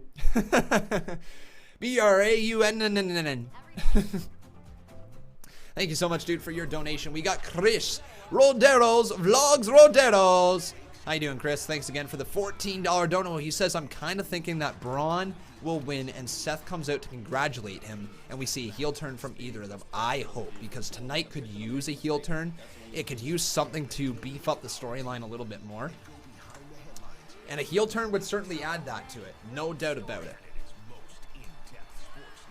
Here comes the money. Here we go. Money talk.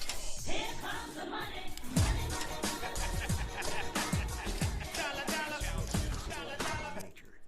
I'm kind of thinking that Braun will win and Seth comes out to congratulate him and we see a heel turn from either of them.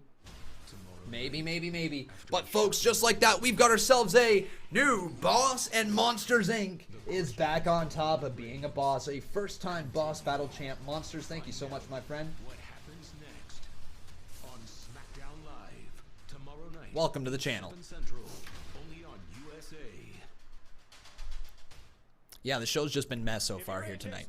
Absolutely. You're defending the United States Championship against the monster among men, Braun Strowman, and Strowman so far has been dominating, but right now AJ Styles has turned this into a sleeper hole. AJ Styles has proven in the past you can never count him out of a All right, match is underway right now. As Braun Strowman is finding out right now, this is down to an E.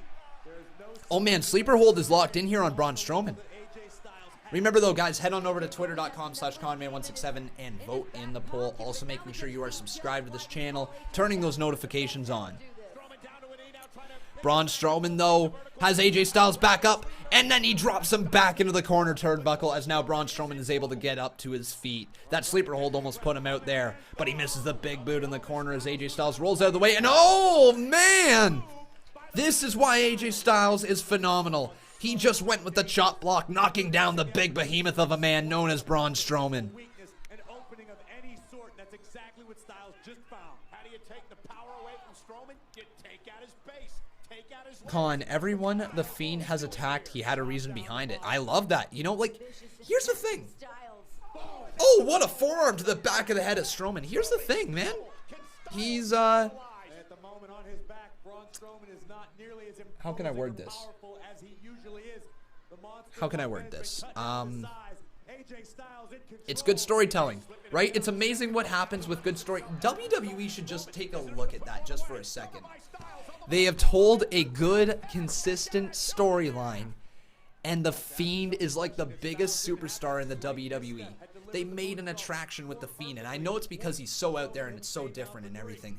but they've also given the Fiend character so much reason. They've given him his Twitter work has been his character work, and he's apologizing for things, and he's attacking superstars for a reason. Like, it's amazing what happens when they actually tell a good story, and people want to buy into it because the story being told is good. What issues do we have with the Firefly Funhouse? Little, if any, right? Jason Story saying, do docu on past wrestlers and where they are now. Kind of like Cultaholic's doing right now with the history of the WWE superstar, but I see what you're saying, where they are now. That would be interesting. I might be able to do something like that. That's not a terrible idea. Thank you, Jason. I will look into that a little bit more.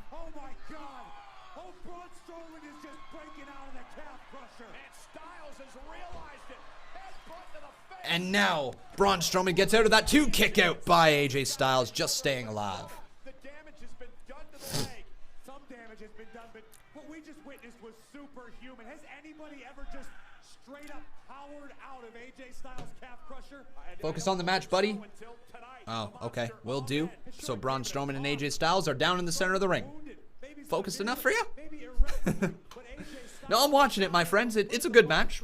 It's a good match so far. I like the way that AJ Styles is chopping away the legs. I like the way that he's targeting the back of the head. But I also like how Braun Strowman is being positioned as a monster as he just bulls over AJ Styles. Another shot there across the side of the head of AJ Styles. And now Braun Strowman going for the running power slam. Oh, but AJ Styles able to get out of there. AJ, oh my God! The referee diving out of the way at the last possible second as Braun Strowman just went crashing into the steel post. The referee, is he going to get hit? Why is the ref on the outside of the ring right there? Oh, the referee taking a massive bump all the way down to the ground. Monsters Inc. dropping $5 more saying new boss, but my friend, I believe you're the boss. Unless somebody overtook you for the boss battle here anytime. I don't think he did, though. Nope, you're still the boss. You're adding to your... What? A low blow! AJ Styles just low blowed Braun Strowman. And now with the referee down, is AJ Styles going to cheat here? The steel chair in the ring. And now AJ Styles with steel chair in hand. Oh, cracks it across the back of the Monster Among Men. As AJ Styles looks on, he doesn't care in the world. If he gets disqualified, he retains the championship. Strowman is being absolutely decimated by Styles as he got another swing. Oh, Strowman caught him. Power slam. 1, 2, 3, 4, 5. Oh my God. And here comes the OC. The OC, get out of here. Oh, Carl Anderson and Luke Gallows from behind as they're attacking Braun Strowman. And now you're going to see Seth Rollins probably come down, right? Oh, my God. Big boot there. Strowman fights him away. Back elbow to Luke Gallows as he's got a steel chair delivered. Another one across the back. And I bet you the referee's going to wake up and see Strowman with a steel chair as AJ Styles is down. And yeah, Strowman don't use the chair. AJ Styles just falls. He pulls an Eddie Guerrero. Eddie Guerrero. No, Strowman didn't use the chair. Strowman didn't use the chair. A page right out of the playbook of Eddie. Let's get an Eddie chant. Eddie, Eddie, Eddie. Oh, and the referee disqualifies Strowman. Strowman just got screwed.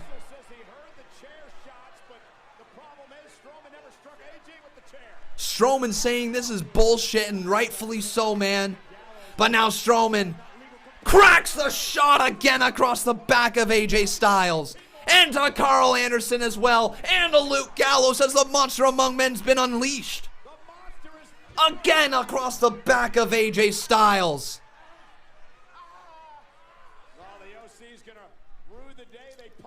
And now Luke Gallows power slam to the mat. Carl Anderson back in here. You get a power slam. Man, oh man. Steve Cormer doesn't like it. Rightfully so, man. It is bullshit right here. Or bull freaking crap, as you like to say in there. As Strowman is just going to give one to AJ Styles as well. The running power slam to Styles.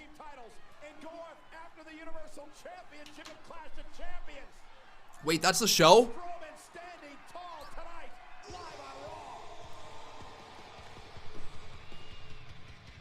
That's the show?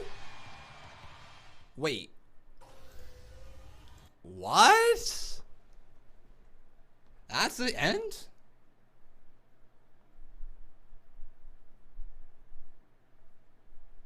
What? That's how we end. Okay. So tonight's Raw wasn't great. Wasn't really great.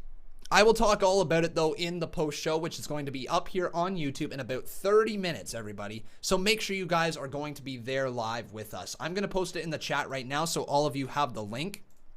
Please make sure you join us in the live stream chat. We are going to be talking all things Monday Night Raw, and you guys can also get your live calls in, okay, everybody? So if you would like to join us, once again, we are live at 11:30 p.m. Eastern Standard Time.